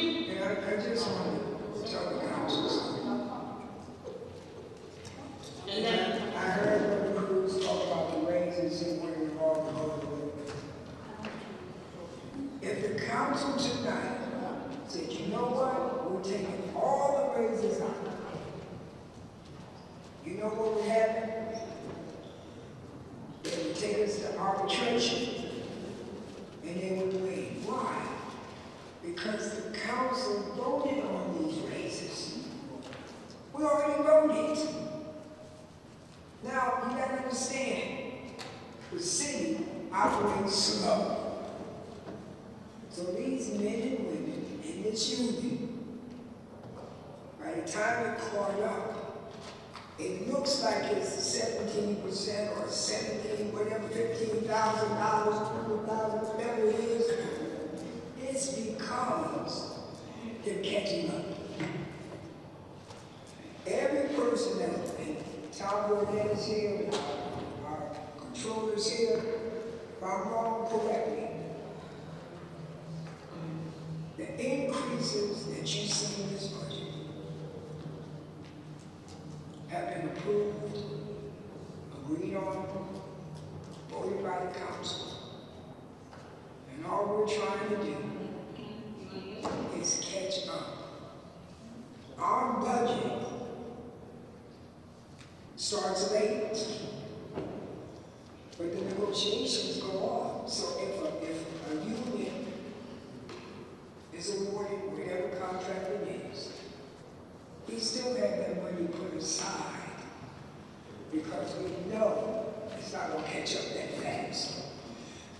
So the raises that you see have been voted on, and if this council feels it's in their duty to say, you know what? The Lord give it and the Lord take it away, guess what's going to happen?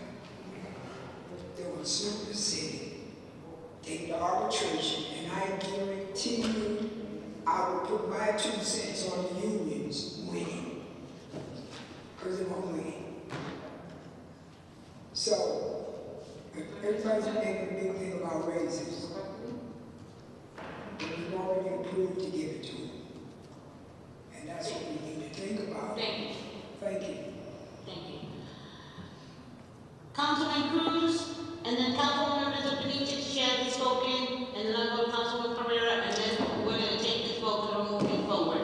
All right. Thank you, Madam President. Yes, let me give credit where credit is due to the 2 co-chairs, the budget committee that did the best they can. There's no doubt about it. So forgive me that I didn't mention that any earlier because you ladies and gentlemen put a lot of work into this. It's not your fault.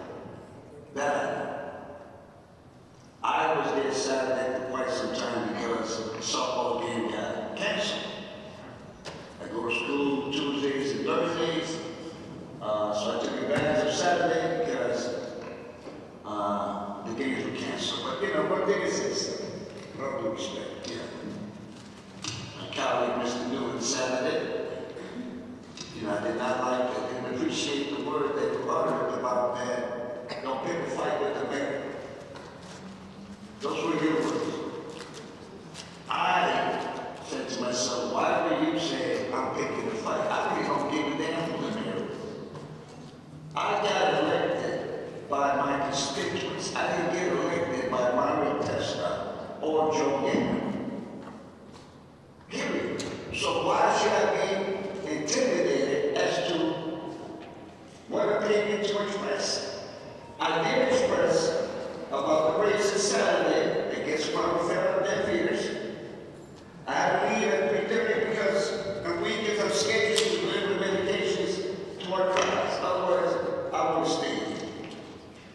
thing is this, I should not feel intimidated or bullied to do something that I know is counterproductive to my own conscience. It's not me. I didn't come over here to be a rubber stamper. It doesn't make me a less of a leader just because I disagree on this budget. Because I counted that he's still one myself to do an enormous amount of work out there besides this budget. This is just one little thing that comes across that's very significant, no doubt. But we work. So I'm not less of a consider myself, I'm not going to let anybody label me less of a leader if I vote no for this budget. And I am voting no, and I still stand by my principle that those races should not go forward for the affiliates or unaffiliated for the entire, and I'm not picking on the mayor, but for the entire administration. Should I be afraid to say that? I shouldn't be afraid to say that. That's how I feel. I should be afraid. The mayor has not called me to his office.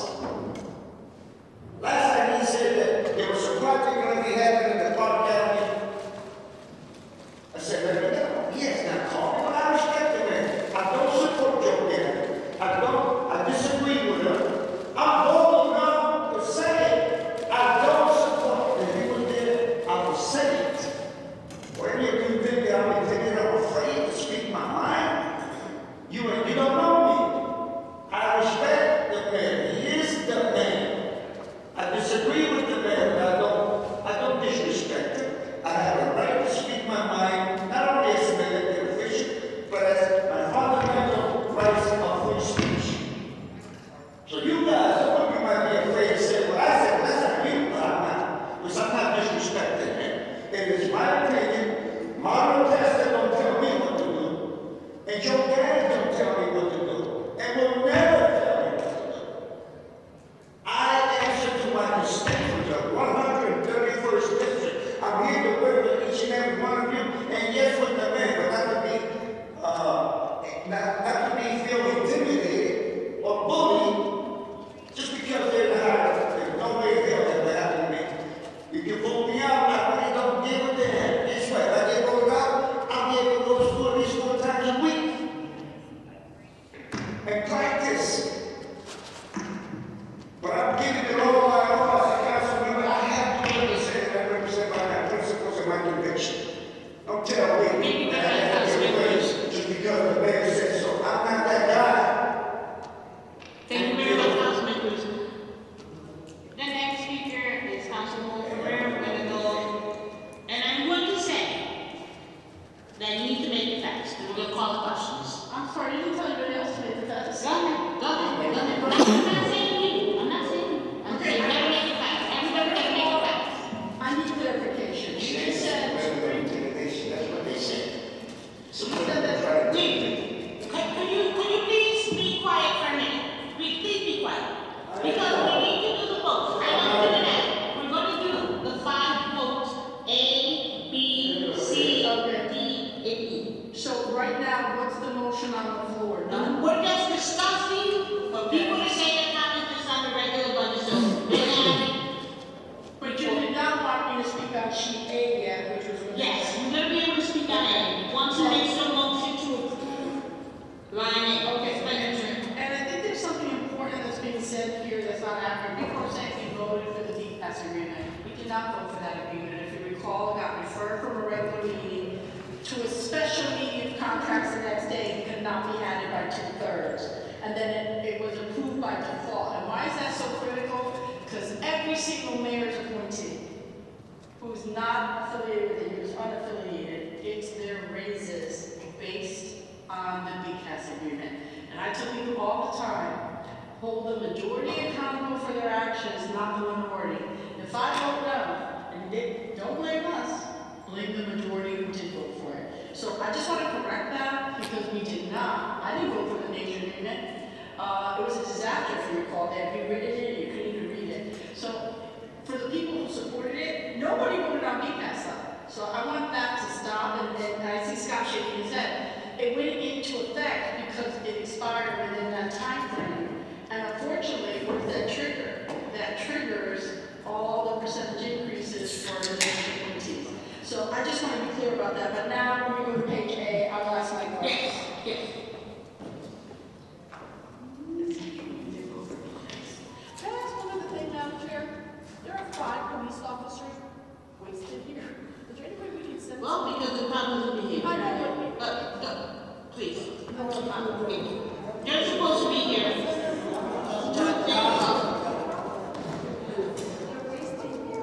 Hold on a second. Let me turn those lights off. Call over to the police. You have nothing, or you wanted to speak out question? Okay, at the end. Okay, I know at the end of the meeting, we have, just to remind everyone, there's still 2 items. We have to do, committee reassignments and we have the correction for the record. Councilwoman Zerklinski. Councilman Burns, you have the floor. And please make sure that you read the numbers into it. Good evening, Chair. Thank you. There's a lot of action in the room, which is good. I think I join a lot of us. This is not a budget we all love. I do want to echo the thoughts about our new OPM director. He came to us with a budget a little over 1% of an increase. And he set the tone that, we're just not expanding departments, positions, whatever, while we have a lot of issues at the state and federal level. So I think that was important. A couple points just overall on the budget. With the additional funding that we directed towards the BOE, it's about a 4% increase over last year. So it's at almost $82 million from our side. In contrast to the overall budget of an increase of about 1.7. So, we're making up some ground on Board of Ed, and I think we all know, we heard last week how dire the situation is under special ed, and we all have to work together on that. I also want to add that we do pay close to $19 million in bonding for the Board of Ed, and that comes out of our budget as well. I understand the elected Board of Ed tonight moved to approve the plans to transform Skate School and to build the East End School. The skating school in particular is something had we acted several years ago, would have moved ahead and made that operation, because we all say we're shipping our people, our students out of town at a great expense. They're not in town, but it looks like we are going to get back to that, and I heartily support it. But know this too, it means more bonding. Bonding isn't free, we have to pay. So keep that in mind as well. As far as the increases in wages, number one, I would say, at least for the rank and file, particularly the BCSA, many of them work really hard. They deliver for the city, they care for it. Getting a 3% raise is, they're not running off to, Fort Knox making tons of money here. And we need them to do the work of the city. And compared to our big city peers, we're not paying that well. So when we do pay an increase, that's important. And the key, really, as I think the Council President raised too, is we just have to grow our tax base. We have to bring in good paying jobs where people can own their homes, pay their property taxes, and move the city forward. Okay? Also, I just want to thank the committee and everyone who came in and offered suggestions, perspectives, ideas. It is important that we all have our knowledge and our key points of action where we want to support for this or that. And that's good. That makes the budget as a whole better. So it's not a great budget. I wouldn't run around saying that. But it's better, and that's all I can say. Just procedurally, I just want to highlight a couple of things. I don't think we've made a motion to move the item yet. No, you have to make a motion for revenues, each one separately. So, Motion separately. Forget what revenue increases number then. So we are gonna need 5 votes. The increase votes need 14 yeses. The cuts, the reductions need only a simple majority. And keep this in mind, if we reject the budget as a whole, it becomes the mayor's budget that was proposed April 1.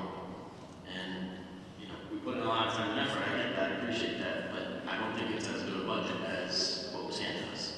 So, I do have some concerns, I'll maybe say a little more later. So maybe at this point, I'll make a motion to approve item 6124.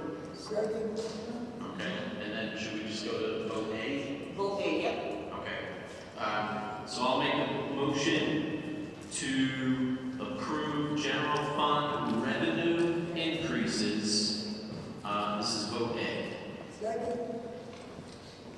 Motion and second, you want to read the number into the record? Scott? I'm good. You good? Yep. So motion and second, any discussion on the item? Okay, Councilman Pereira, you have the floor. Okay, if we could go back to that issue with the car taxes that I raised when we voted to adopt the state's recommended plan, and I expressed concern on this floor that I was concerned about what I read in Milford, that they wouldn't adopt it because they said it was going to generate a significant increase in car taxes for the most vulnerable population, and Shelton had approved it. And at the time, you had shared that the tax assessor said that she thought that it would be a decrease. It would save money on car taxpayers. So I'm really concerned when I see here now, even though we're not increasing the mill rate, and there's not a big swing in car revenue, you know, I'm concerned that we're raising $1,966,000 in new car tax revenue with no change in the mill rate, which tells me that when we adopted the state plan, it was not good for a number of Bridgeport residents. And I make my decisions based on information I'm provided. And I try to do all my own research and really understand what I'm voting on. And I just want to express here, on this particular item, I feel misled. Because this was an issue that I raised before I voted on it. And I voted yes to adopt the plan for the state based on, and I'm not saying it was used. Apparently the tax assessor said that this was going to actually decrease taxes on a number of our constituents, and now we're raising car taxes $1 million, almost $2 million. So of course I'm not voting yes on this. I generally do vote on all revenue increases, as most people here. I never vote on the budget because of the schools. I never have. But I'm really upset by this because I voted for it, and I feel like I was misled, not maybe you, but through the tax assessor, because obviously that was not truthful. And so I will be a no on this. Yeah, so through the chair, in effect, this is like a restoration of the initial projected cuts. Keep in mind also, you're right, almost everyone in the city who owns a car is going to see a tax cut for what they paid in the city. So that number came down. When we took the action to correct the impact, which was state legislation, because they realized every municipality was getting hurt, we were able to add the number there as well. Keep in mind that as a council, we pushed and got an audit of out-of-town, out-of-state vehicles, and those numbers should reflect again next year for more revenue. So it's not as much as it would have been had everything stayed flat, say from a year ago, but that's why the number is back up. Madam Chair, can I just respond to I would just that? say if Ken wants to augment, that's fine. Can I just respond to that quickly? Just 30 seconds briefly. So the car tax overall reduction before this modification was a drop of about 3.6 million. This restored about a third of that, about $1.3 million, $1.4 million. So the average, I can send the people the car sample we did, the average car taxpayer is going to go down 10 to 15% in their car taxes because of the change in the legislation still. And then the rest of this, like Scott said, is for the new program to find people who are not paying taxes and should be paying taxes on their cars. If I can respond to that, I can only go by what the definition is here on the sheet. And what it says here is that this almost $2 million reflects the changes from council action regarding motor vehicle taxes and impact to the mill rate from the motor vehicle audit. Nowhere does it say here that you're projecting additional tax revenue by catching vehicles, which we know there are tons of them. I don't know what that number is, it's not listed here, but I'm saying that's not in the definition. And so I'm just saying, all of us should be making decisions based on solid information that we receive, and according to you, the tax assessor shared that we have adopted that state plan, that most of our people are going to see tax decrease. So that's all I'm saying, and I'm not saying it's you, okay? If you, at the time you shared with the tax, I just am upset by this, because I would not have voted for that if I knew it was going to increase car taxes by $2 million. Councilwoman Pereira, I think you're a little confused about what.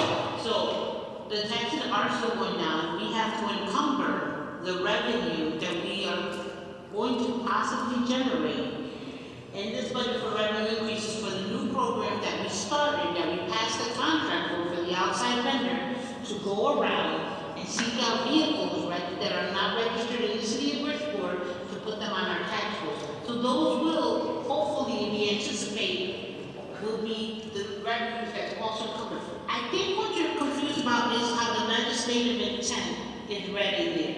I think maybe we should just put in maybe a comma and add and include it projected, yeah, that's what it is. Okay, well, if I had known this. To include, well, we voted to include that motor vehicle audit for the contract, so that's the number of the increased revenue, it's not on the taxpayer taxes. So those new registered cars, that we're going to start collecting that. For people who like to stop car taxes, we're trying to get those people to pay car taxes. All right, thank you. Okay, so it's not that this is a new tax or additional taxes that increase for existing residents who have a car registered in the city. Well, it says a combination of both. So it's just a comma. Do we want to put a comma in there to amend the legislative intent to speak to that? Okay, I just want you to feel better about it because you need that. We know what it is. All right. All in favor? This should have been discussed Saturday.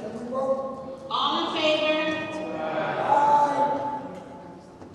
Any noes? I'm a no. We have 2 noes for expending for revenue increases. Alfredo Castillo, hold on, Alfredo Castillo is no, and Councilwoman Pereira is no on revenue increases, and what did she say? I got it. Let me announce the vote. Thank you. I know you. And, sorry, stay.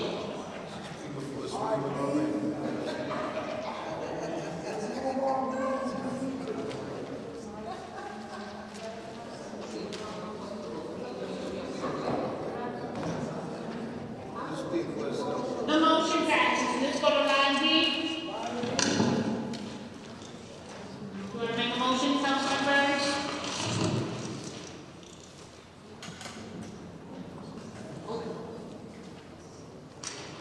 I'd like to make a motion to approve vote B, general fund revenue decreases. We have a motion and a second. Burns? And second by Newton.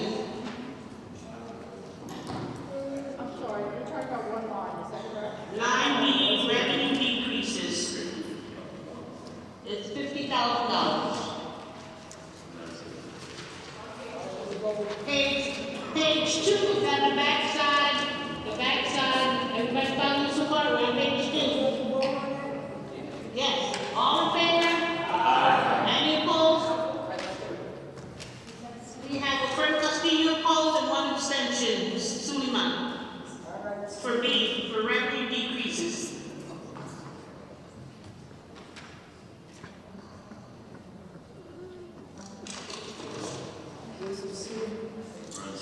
We're on page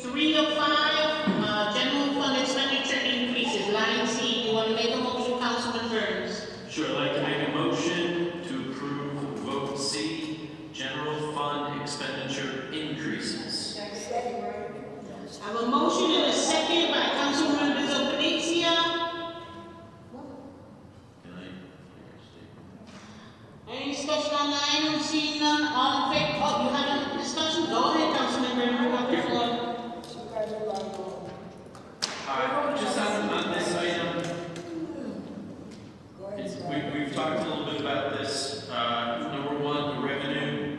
We still have departments that have trouble reporting their revenue, so we don't know really what's going on, and or they're not pushing for it. That's not acceptable. Right? We pay our property taxes, but if we have other revenues, we need to have that. There needs to be accountability. And I would say that most of us know the 2 or 3 departments in particular that are not responding appropriately. The other piece, I would just say, and I agree with Councilman Newton, who on Saturday said, I'm not going to pick a fight with the mayor and mayor's office, but there are still too many, what I would say, patronage jobs in the city. We don't have full maximum performance from all our employees, still too many favors, and I'm concerned about that. Thank you. Councilwoman Primero, you have the floor. We're on C, right? Okay, so I just want to say, a budget is a document that shows up, anybody who's looking at it, what we stand for, what we believe in, our values, our morals. I don't remember anybody coming begging us to spend $103,000 on another legislative aid person. If I've been coming to my district and said, do you think we should give this $102,000 to the school system or hire a legislative aid? What do you think 90% of the voters would say? Did anybody come here counting or called you or emailed you to spend another $100,000 on another legislative aid? I mean, I've never, ever asked anybody to help me write a resolution. If we can't write a resolution on the why are you a member of a legislative body and you can't write a resolution? I do all my own resolutions, so this is not something our constituents have asked us to invest in. They've asked for us to invest money in things that really could have been their grandchildren, their children, teachers, social workers, guidance counselors, but we're going to add an office person for us for $101,000. And I didn't have one constituent. You're reading it wrong, ma'am. You're reading it wrong. It's 65,000, you're reading it wrong. But isn't that with all the fringe? It's 101, isn't it with fringe? That's 2 positions. The increases are for 2 positions, that's not one position. Okay, I don't care if it's 1 or 2. I've never ever had a constituent say, I need you to get more legislative staff. They want social workers, guidance counselors, teachers, that's what they want. So I can't support that. And then it looks like, okay, I think that's not the issue here. So this will be the first time I vote no on general fund increases. Well, no, it might be the second. Thank you. It's going to go to the next speaker automatically. Councilman Liu, you have the floor. Thank you, Madam Speaker. I've traveled all over this country and watched legislative branches and government function.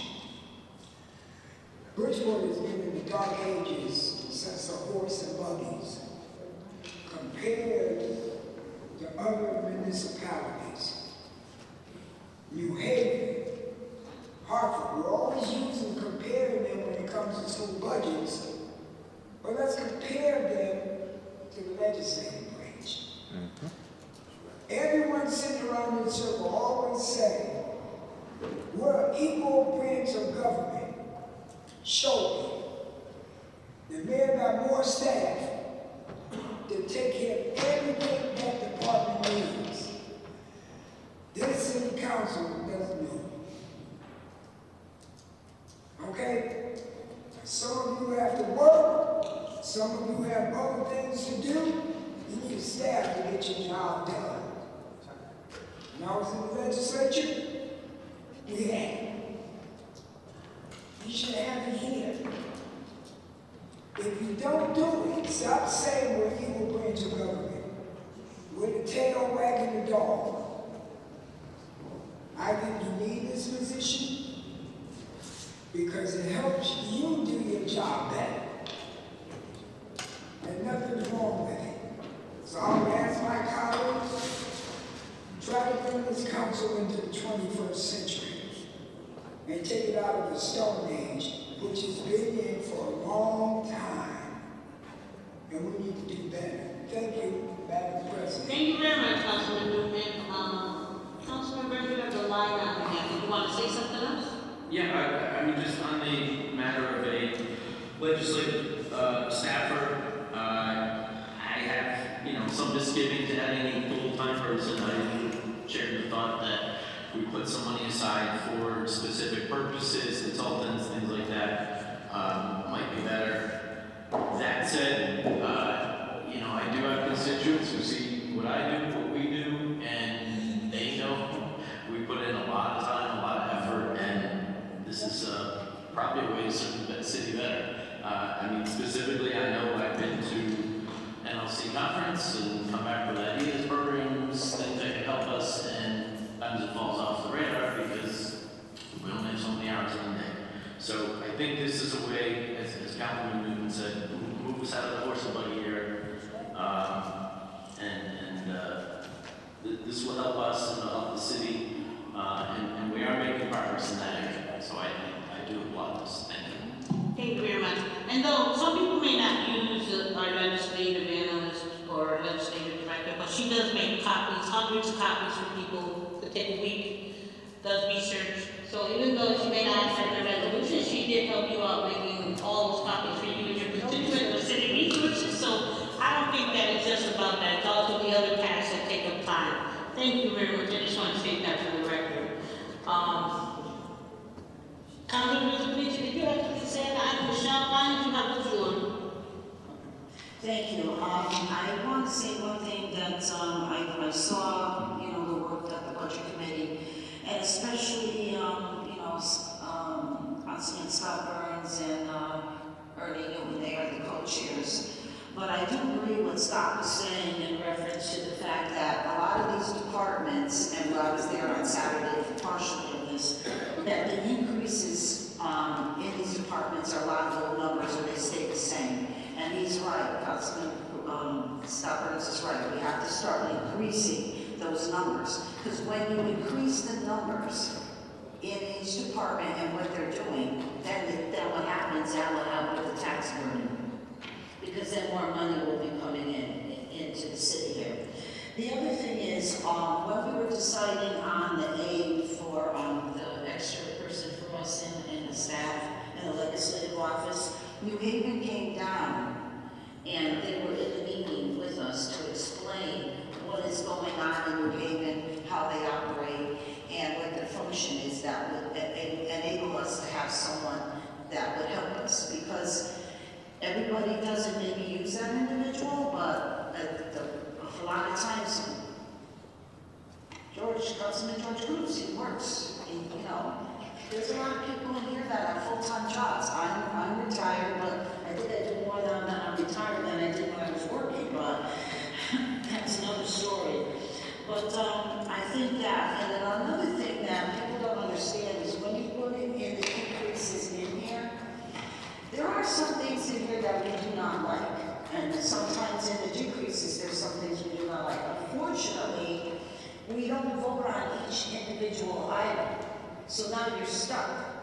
So you either have to deal with the whole and, and put one aside and keep one in. So, because each one, again, is not debated or voted on individually. So that places us in a position where sometimes, if you don't like something, then also too, coming to the meetings, saying you're not in favor of it, and you would like to make some changes, or you would like to get your own ideas. So that's where I leave it here, because I've been in this seat for a while, and I've seen things that I don't like, and then there's other things that, if you don't like one thing, but then you don't vote on all the other things that are going to be very beneficial to the city. So everybody has their opinion, and everybody has their way of voting, but I'm just explaining the process a little. I hope I did a good job, Councilman Scott Burns, of explaining a little bit. Thank you very much, Councilman. Thank you. Councilwoman Dominici.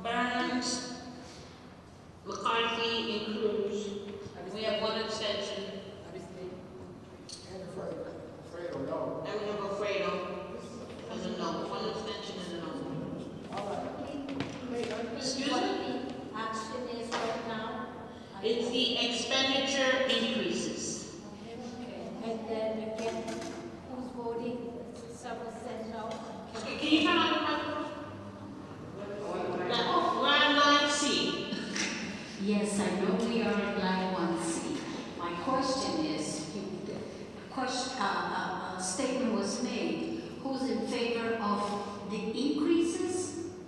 Is Yeah, that? so this vote requires 14. So this vote will require that all the positions and the changes that are put in here are enacted, and it requires 14 people to vote. So the police and traffic, public facilities, the roadway positions, Fairchild Wheeler, Department of Aging, the library administration, the general DOE administration, the 125,000 to DOE, the registrar of voters, labor relations, information technology, town clerk, for the seasonals and the legislative department and veterinary services. That's all I'm seeing. Okay, so right now, you're asking us to vote. Yes. And has individuals voting? We did a voice vote. We did a voice vote. We did it all in favor.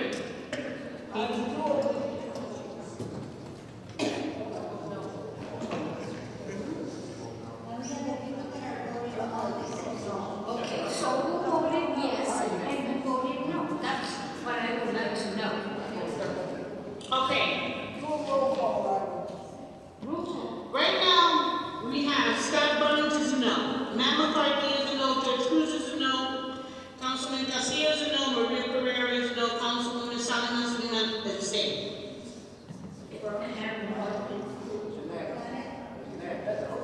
Jeanette is a no. And Michelle. And a no. Then it fails. Maria Ryan is a no.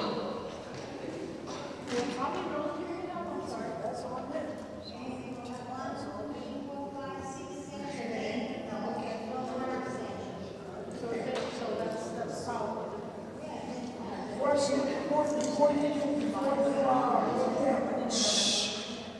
Madam President, I want the council to know. When this dies, the money that goes to education dies too. So that's on you. I'm saying, they get the money. I'm talking the money that we did do. State, get the money. Let me finish it, okay? The money that we gave to the Board of Ed, if this fails, they lose it. So they lose it, that's on you. They also lose the piece that we put in the contingency. I think it was 600 and something. What was it, Scott? I'm sorry, are we still debating or are we finished voting? No, we're not debating. She didn't announce the vote. She did announce the vote. You announced the vote? We didn't vote. You just said the name. She didn't announce a vote. She did not.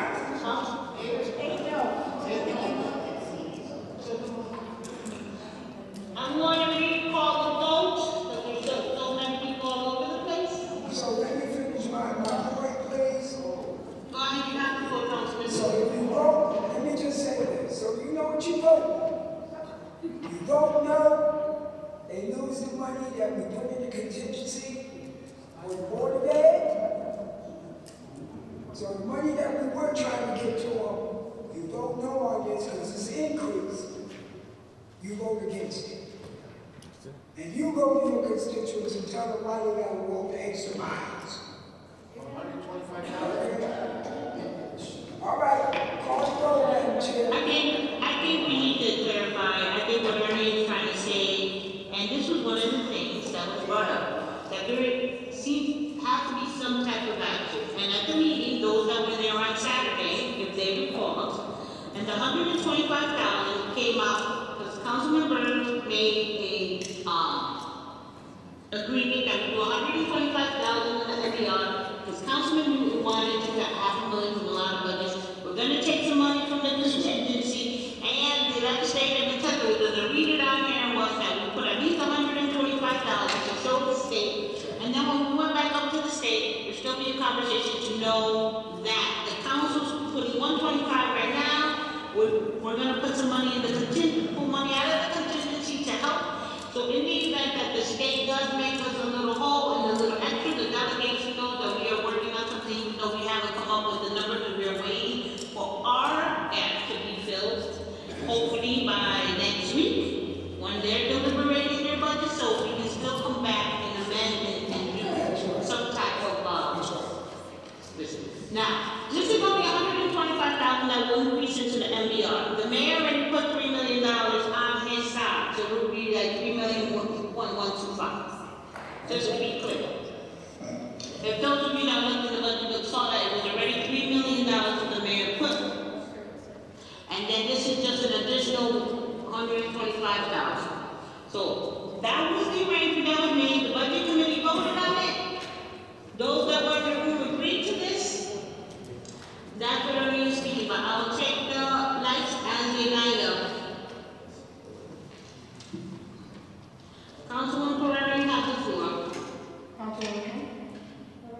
You. Oh, I'm sorry. I'm having a hard time hearing today. I don't know what's going on. I don't know. I was pretty big vote. First of all, 125,000.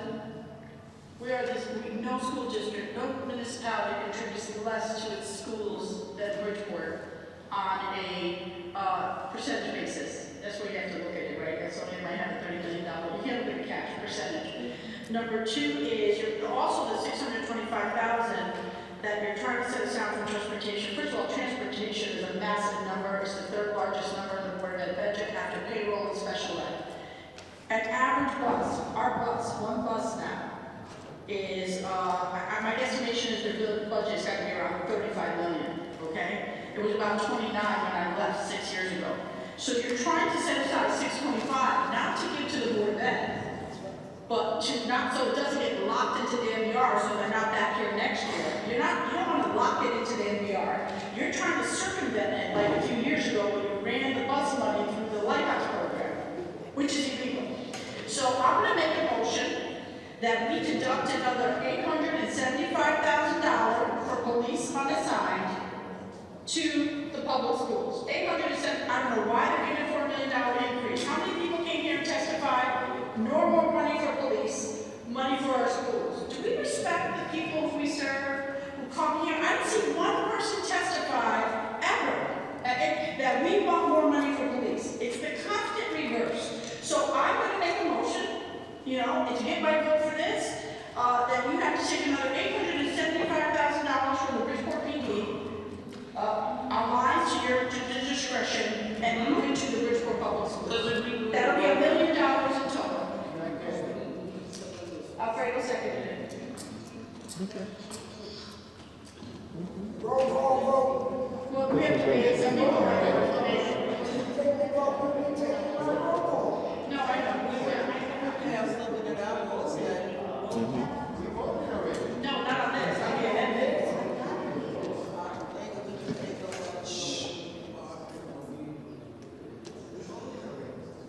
But she just said she's taking a new vote. We voted on it and it failed. Come on, pay attention, Maria. Did you just say you were having another vote? Because there was some confusion?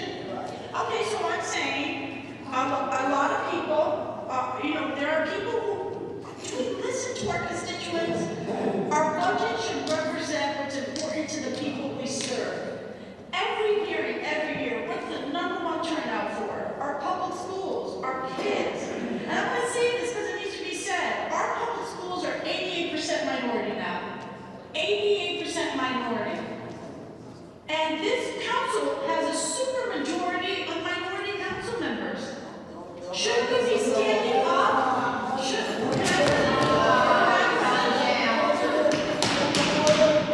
Hold on one second.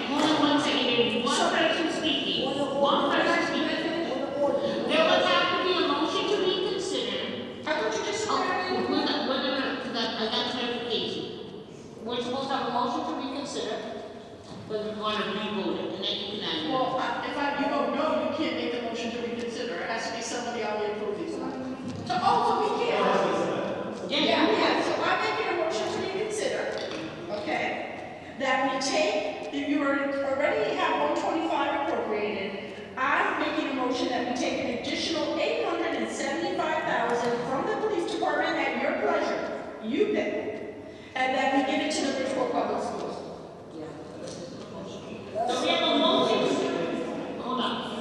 motion to withdraw.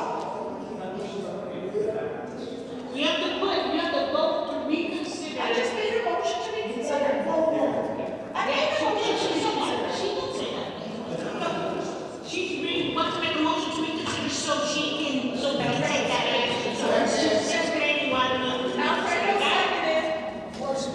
We have a motion, okay, hold on. Everybody seems to know how to mean, but nobody knows what we're talking about. We have a motion to reconsider. Alfredo Castillo, made by Councilwoman Pereira, reconsider for line C. For the whole D, the D. For C. Reconsidering C right now. No, it's step by step. You're correct. We have a motion to reconsider on the floor. We have a second by Alfredo Castillo. Any questions or debate on the item on reconsideration? That's it.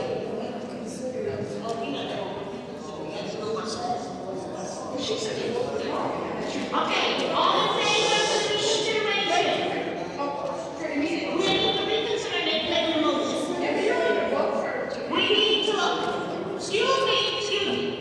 I'm chairing the meeting. I'm giving you directions, and I need everybody to pay attention. Everybody has to pay attention on the vote. The motion to reconsider is for line C, so Maria, Councilwoman Pereira, can make the motion to amend the line. Are we following so far? I'm speaking now because I guess some people can hear me. So, the motion was Councilwoman Pereira, the second was Castillo. The clerk has to follow along, so please bear with me. You got it? Okay. Hold on. We're gonna just take the vote on the reconsideration first. No, because it's the whole line C. It would be general fund expenditure increases, it's the vote to reconsider the vote. All in favor? Any opposed? This is just to the reconsideration, right? Yes, the reconsideration, the first vote to reconsider. One no by Councilwoman Mary McBride. Any two by Councilman McCarthy, and no by McCarthy and Lee. Keep your glasses on, Lee.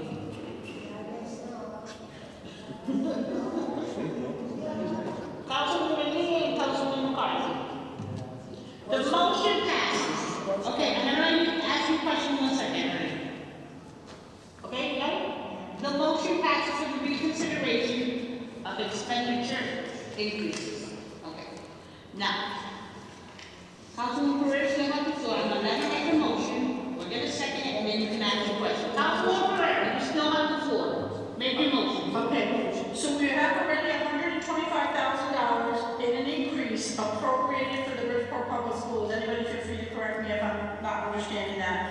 And what I'm saying is deduct another $875,000 from the police department at the pleasure of the administration, your decision to determine, and reappropriate it to the Board of Ed so they get an even additional $1 million over the $3 million that the mayor proposed in his budget.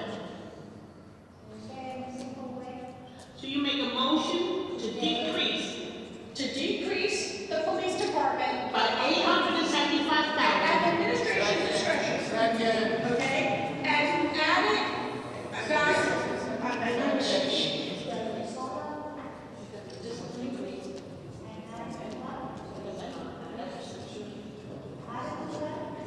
The Board of Ed.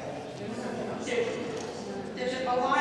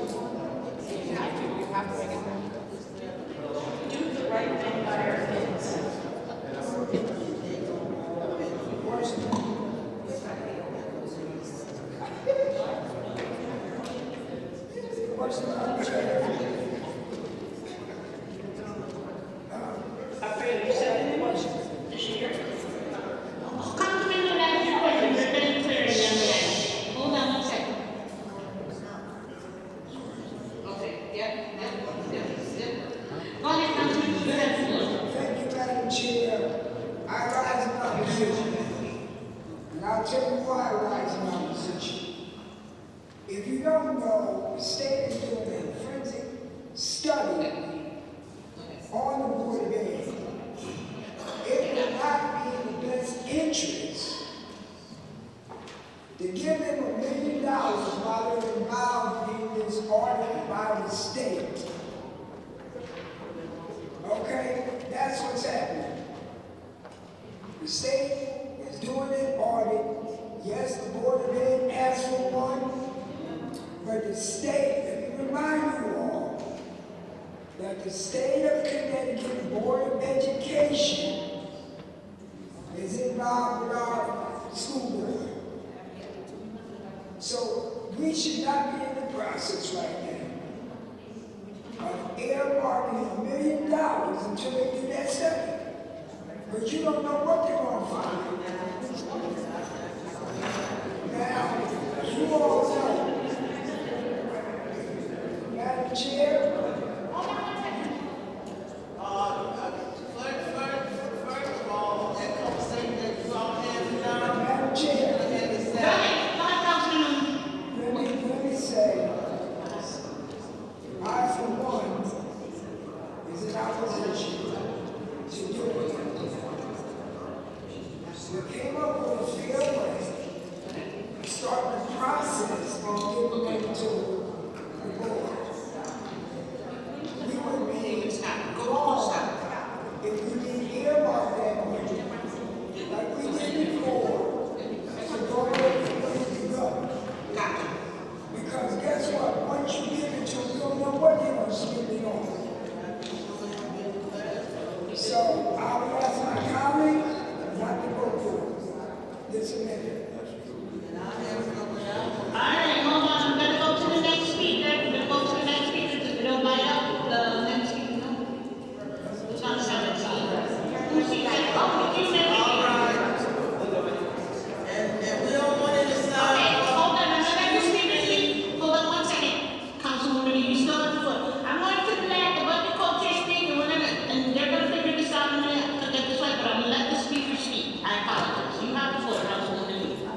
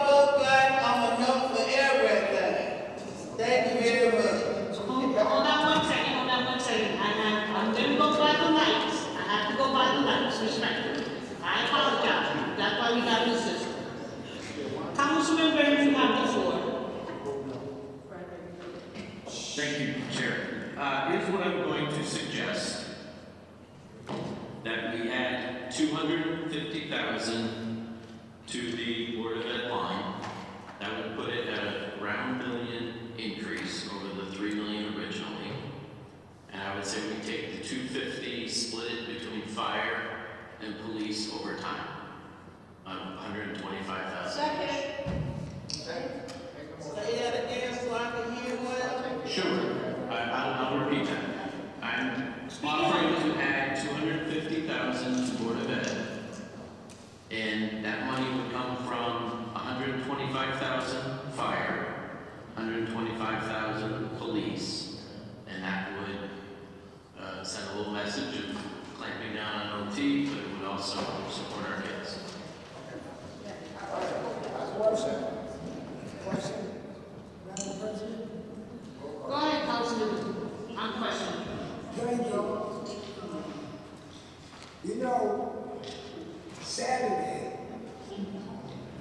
we sat in the budget committee, and what you're asking to do, I want to take $500,000 from overtime for police and $500,000 from overtime in fire. And what was said to me? No. They're going to overrun their budget anyway. So we tried to figure out a way to do it so that we didn't run into those complications. I don't have a problem. We all want to help education. But we're not going to put $1 million in their hands. Okay? We're not going to do that. And the reason we're not going to do that is because we wanted to put that money for school busing. That's where we wanted the money to go because our kids got to walk a long distance, but it was never intended to give $1 million to the Board of Ed. To spend it the way you want to spend it. It's for busing. And to my co-chair, I did not hear you mention that those dollars were going to go to busing. And that was the intention of the budget committee, like we've done past years. We can earmark what we want to earmark and put it where we want to put it. If you're going to put that money towards busing, I'm all in favor. But if you think we're going to just say take $1 million and do what you want to do, it's not going to happen. So that's the new motion, to give more for the kids that have to walk those long distances. I'm all in favor of that because our kids are important. And that's where we want to put the money. So if that is the amendment that my co-chair is doing, I think it's a good amendment, and we should vote on it. Thank you, Madam Chair. I will recognize you, Councilman, and then Councilman Brennan, you want to clarify? I should have said before that Councilman Newton came in Saturday, so we should cut fire and BD over time. Are they going to go over? Probably. But I do think if we do dedicate this to the students for busing, I'm okay with that. Are you saying, I just want to clarify what you just said.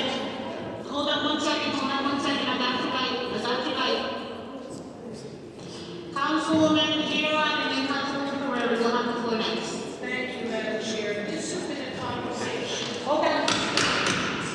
If we could just give the floor to Councilwoman Hira, we can hear what she has to say. If you can take this to the back of the gallery. I'll wait until you guys finish talking.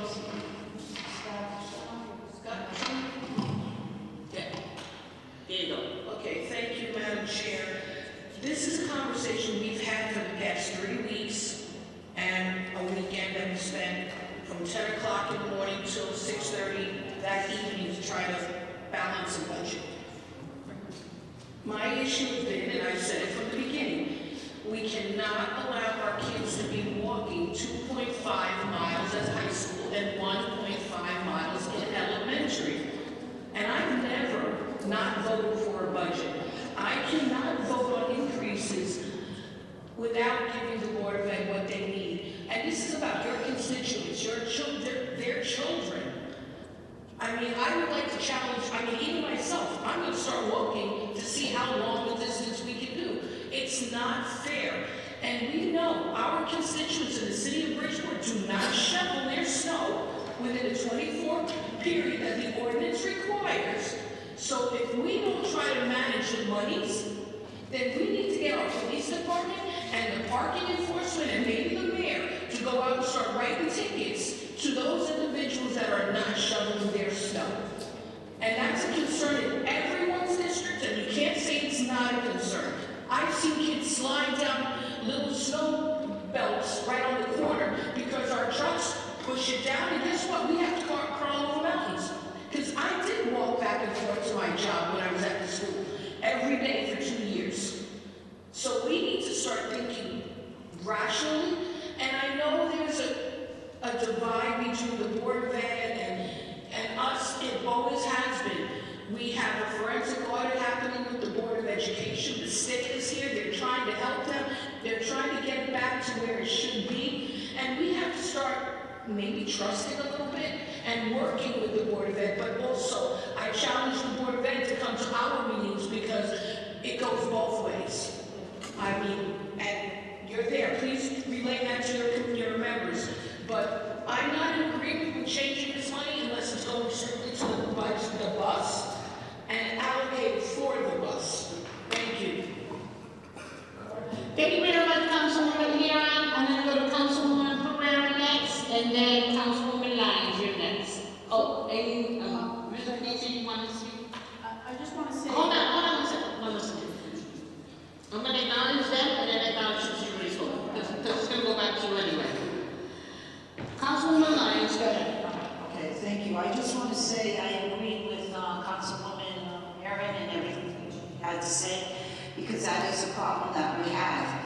Our sidewalks are not in the best shape, okay? And let's call it what it is. We're always working on the ordinance, we're always working on the sidewalk program, and people trip on our sidewalks, and the city's always getting sued.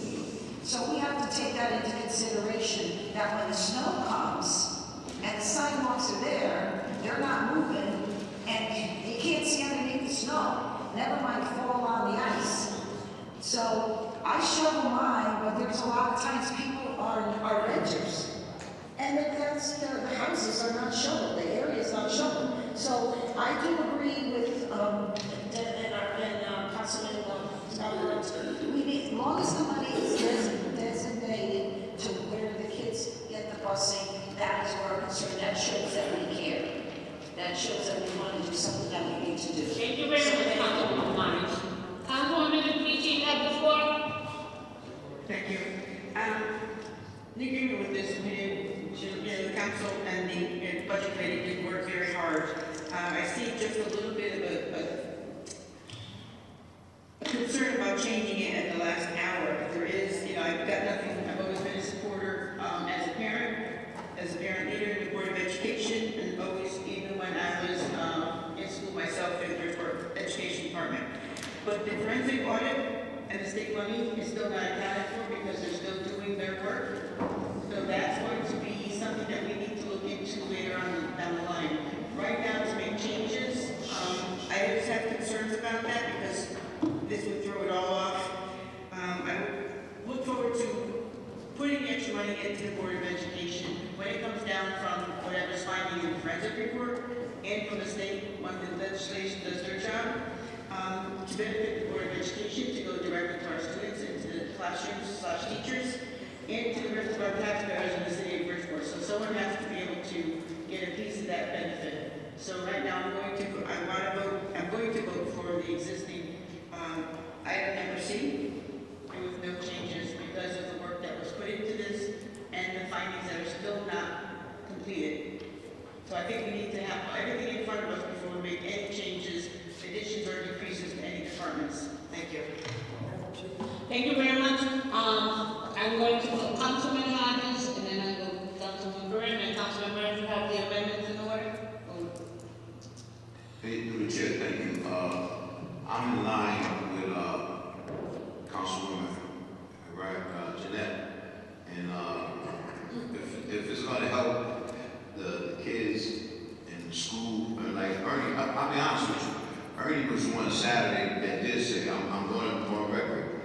said take $500,000 from the school, from the fire, $500 for the police. He did say that. And everybody was going against him and going at him about that. And if this is going for the schools and the busing the kids, 'cause I don't want none of them to walk. I know we got bigger fish to fry and other things going on, but if it's going for the busing to kids to school where they ain't got to walk, I'm all for it. Thank you very much. I'm gonna go to Councilman Pereira. Aye. Pereira, Newton, and Burns in that order. Okay, first I want to say there is no investigation about missing state money on the Board of Ed. The Board of Ed already voted to conduct an internal audit themselves because of what happened. Nobody said No, I said there's no money, yeah, there's no audit. I said no, not you, I'm not talking about you. I said that there's no investigation of missing state money. It wasn't you that said it. Who said it? Who said it? I just want to be clear, there's no investigation of missing state money. Number two is, you have to understand, one bus is incredibly expensive. I just told you it's the third largest line item in the entire budget. It's somewhere between probably $32,000 and $35,000 for one bus. So I want to be honest, this isn't going to fix, the entire bus problem. Okay, you probably need, honestly, to go back to no reduction, somewhere between 4 or 5 million. And maybe you can reduce the distance from 1.5 to 1.25, or from 2.5 to 2.25, but this will not eliminate what's going on in bus transportation, so I don't want to mislead I think Councilman Pereira, initially, just for clarity, this was supposed to be a placeholder at the beginning of what possibly could be finished after we get our state aid. We have to understand that we're going into a state aid request of $15 million. So we need to know that we're going to get that. Plus, we're waiting to see what the state is going to be giving. And the attempt at this action that Ernie took, or wanted to take on Saturday, was not to increase the MER, but to do a set aside. And the only way we do a set aside is to allocate it in our reserve fund, as he had talked about, by the contingency, and make it by legislative intent. And then Councilman Burns said, at least so we can show that we're going to do something in action, just give a little bit of money, and then the intent of the council, when we get our budget, is to do the rest of the action and figure out things. That's how it was. But now, we're here at the amendment, everybody.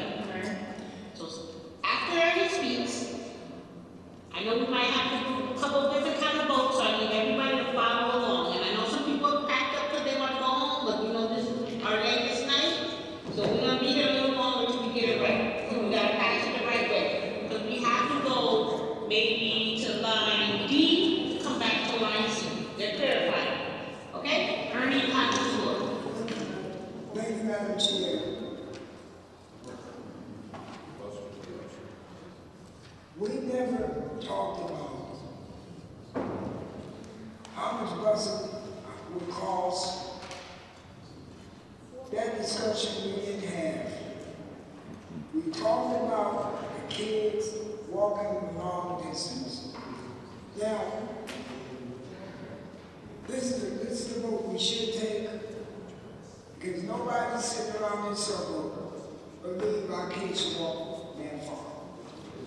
But what we also did is we put in there hoping that if all counts are right, and we do get more money, it would give us an opportunity to put more towards the kids having to walk the long distance. That was the intent of what I wanted to do. All right, so this ain't nothing new. We could have done this Saturday, because I brought it up. With $500,000 from each place, put it in the contingency, up it to $250 for the MERP that they have. That was discussed all day Saturday. Second. So I would hope that we can move on from this. I would hope that everybody will vote on this amendment, because now you're going to put your money where your mouth is if you're really for the kids. That's what we're voting on. Oh, yeah, I'm voting for that.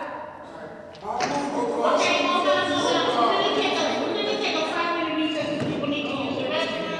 We need to get them all together before we move forward. We have some people out of the room. I'm sorry. You know that you came to vote. If you want to go home and not vote, say this much, you go right home and not vote. You gotta answer to your constituents, not to me. So, we have some people out of the room. We're gonna take a break and 5-minute recess to use the restroom. All council members to their seats. Time is now 10:27 and we're resuming in 3 minutes. All council members to your seats. Let's go, we gotta vote. If you weren't here Saturday, and you're doing it today, you should have been at the budget meeting. We're there for a long time. And I know everybody does this, but we gotta get it together. Come on, everybody to your seats. Don't be waiting me up for our seats.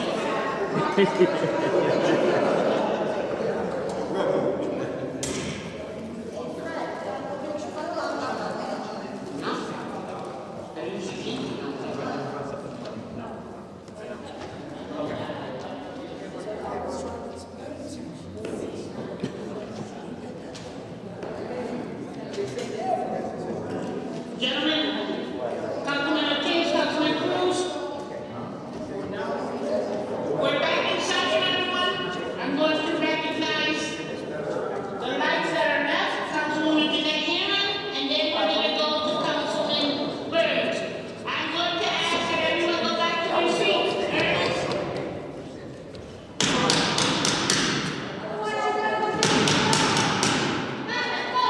Stand up, everybody wants to go home. Let's go.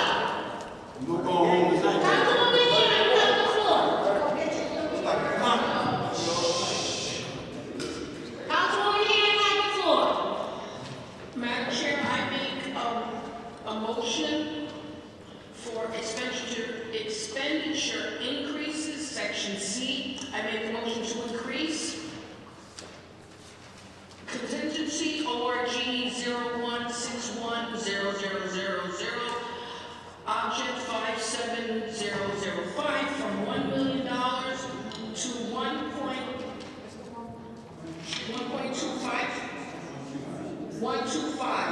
Second.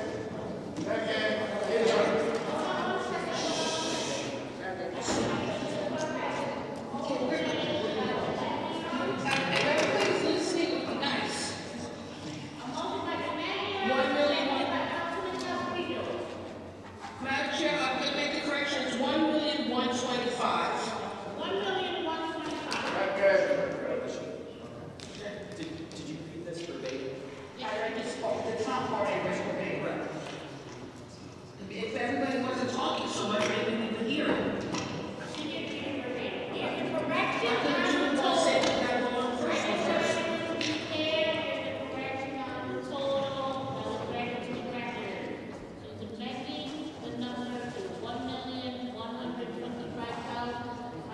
Correct.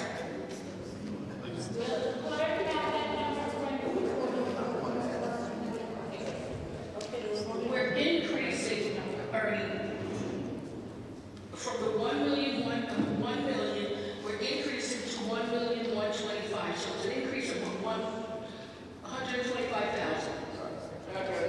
We still have to wait. Any debate on this?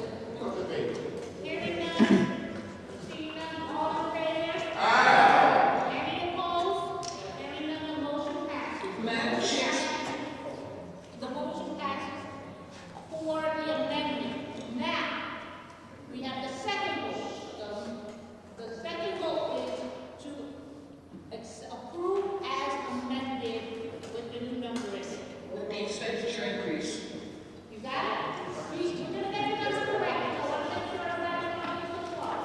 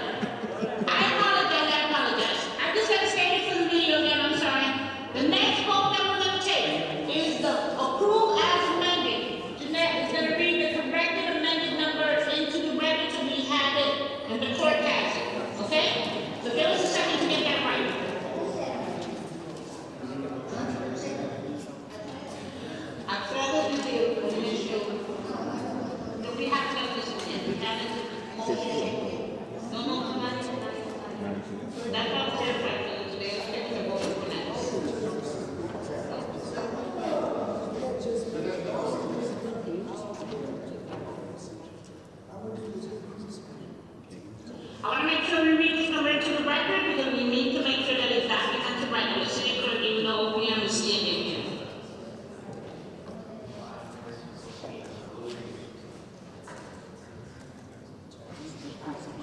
Yes. Okay, you're gonna do the next motion, okay.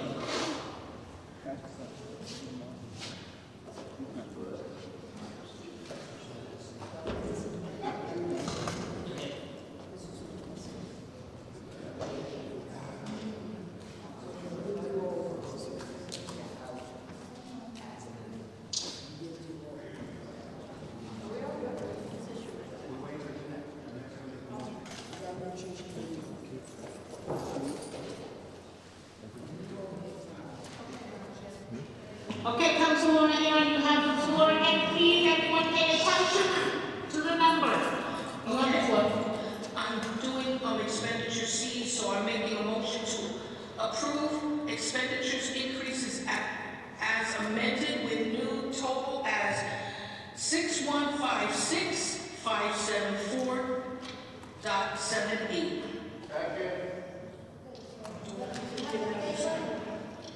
Six one five six 57478.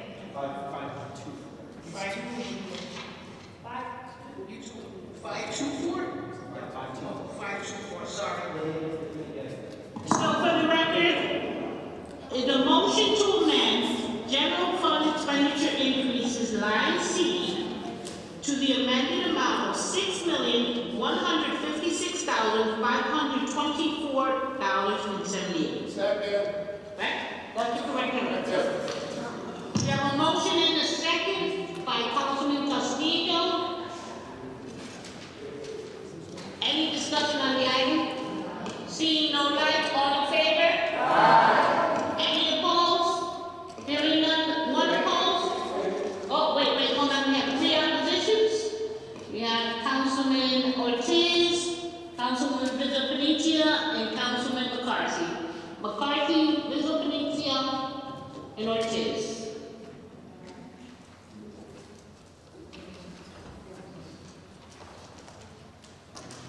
McCarthy, Ortiz, and Vizza-Panitia.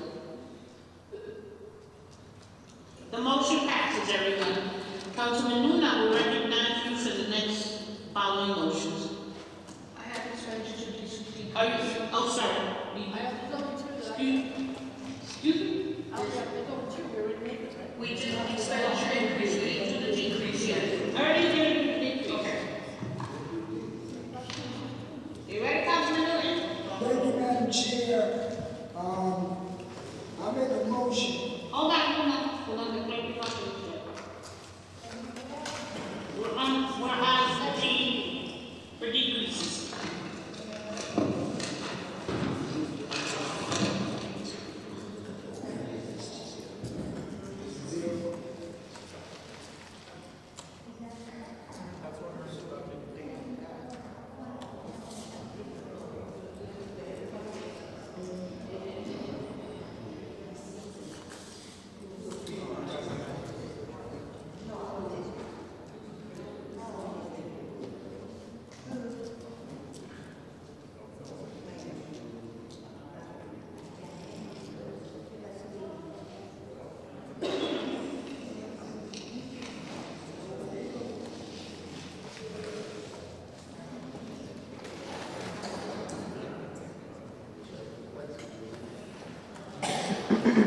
Councilman Newton, you have the floor. Thank you, Madam Chair. We are now on section D, so everybody turn to section D. I make a motion to eliminate line item change regarding the contingency decrease to zero. A second. Not yet. Add two new expenditure decreases. We are going to reduce police admin's regular 1.5 overtime pay by $125,000. ORG 01250000. Object 51108 and reduce the fire, same administrative regular 1.5 overtime pay by $125,000.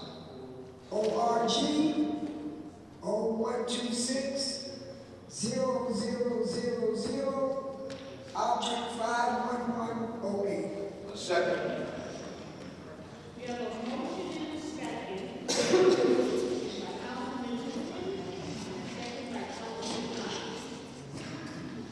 Any discussion on the item? Should be.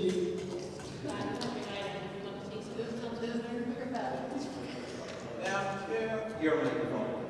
I'm sorry, we have a motion and a second by Councilman Newton for general fund expenditure decreases, 9D. The motion by Councilman Newton, seconded by Councilman Hodges. I'm sorry. Any discussion on the item or the amendment? Hold on a second. Any discussion on the item for this amendment that you just made on the article? You have discussion, Councilwoman Lee? Yeah, I just want to know, this is what Scott presented, right? Scott presented. No, okay, I'm for it then, thank you. You're a no? That's it. All in favor? For the amendment,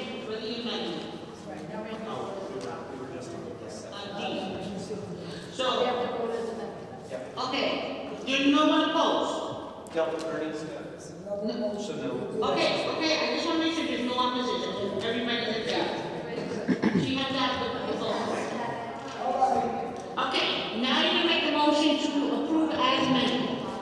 I make a motion to amend general fund expenditures decreases as amended with the new total decreases being $2,280,524.78. I'm sorry, say that again. Hold on a second, can you repeat that again? 2,280,524.78. Second.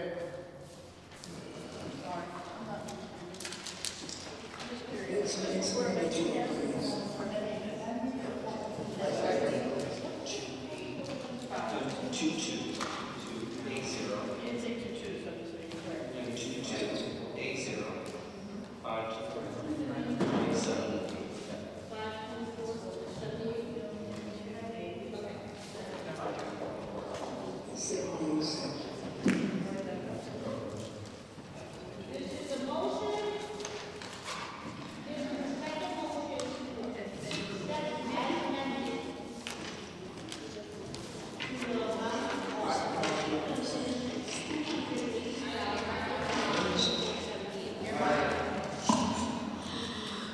The motion is to accept the new amount at $2,280,524.78.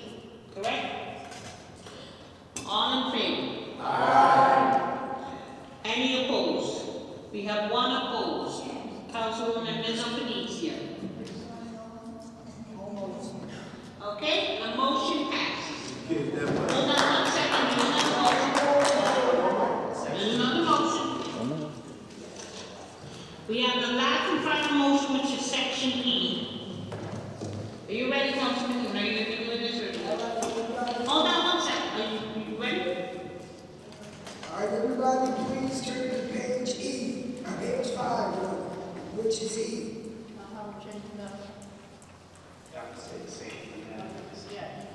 I make a motion to adopt the budget with the council changes, with the total being 644,656, 495.20 as budget for the fiscal year. Second. Second. I got a motion and a second to accept, adopt the Budget Appropriations Committee adopted budget Newton, and a second by Councilman Castillo for the amount of $644,656,495.20. All in favor? Any opposed? We have two oppositions, 1, 2, 3, 4. You're opposed, Councilman, right? Or you just, that's your bill? Oh, you put your bill? Okay, those opposed, Councilwoman Pereira, Councilman McCarthy, and Councilwoman Rizzo-Penicia.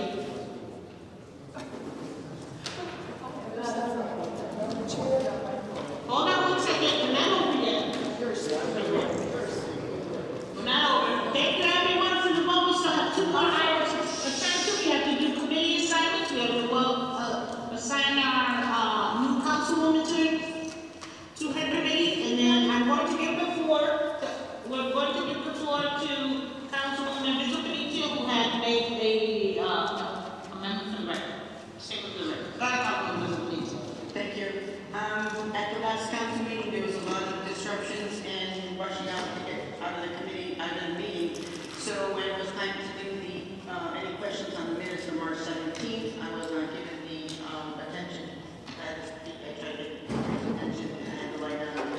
But I was absent on the 17th, but I wanted to note it, and it was not, and it was an excused absence, and I did call ahead of time, explaining my reason for not being present.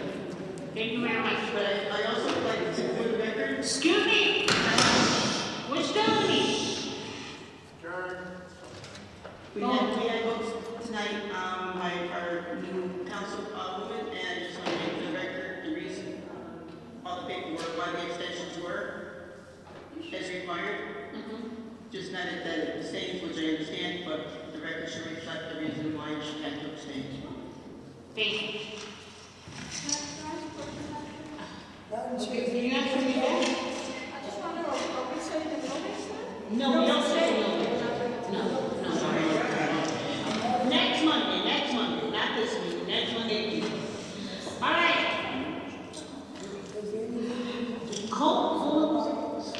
Go ahead, Ernest, what's your question?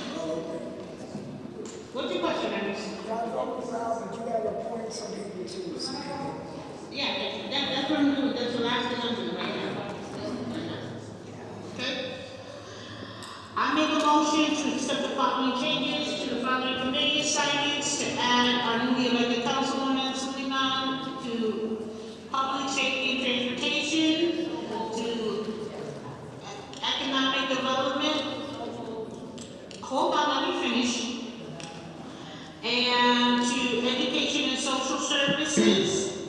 I'm going to add Councilwoman Suleiman to fill the vacancy left by Councilwoman Melendez, the CDBG grant. The new chair will be McBride and Councilman Boyd. And adding Councilman Suleiman so we can continue to make quorum if we have to revoke that item out. And then I want to add to the Chamber of Commerce, a liaison Richard Ortiz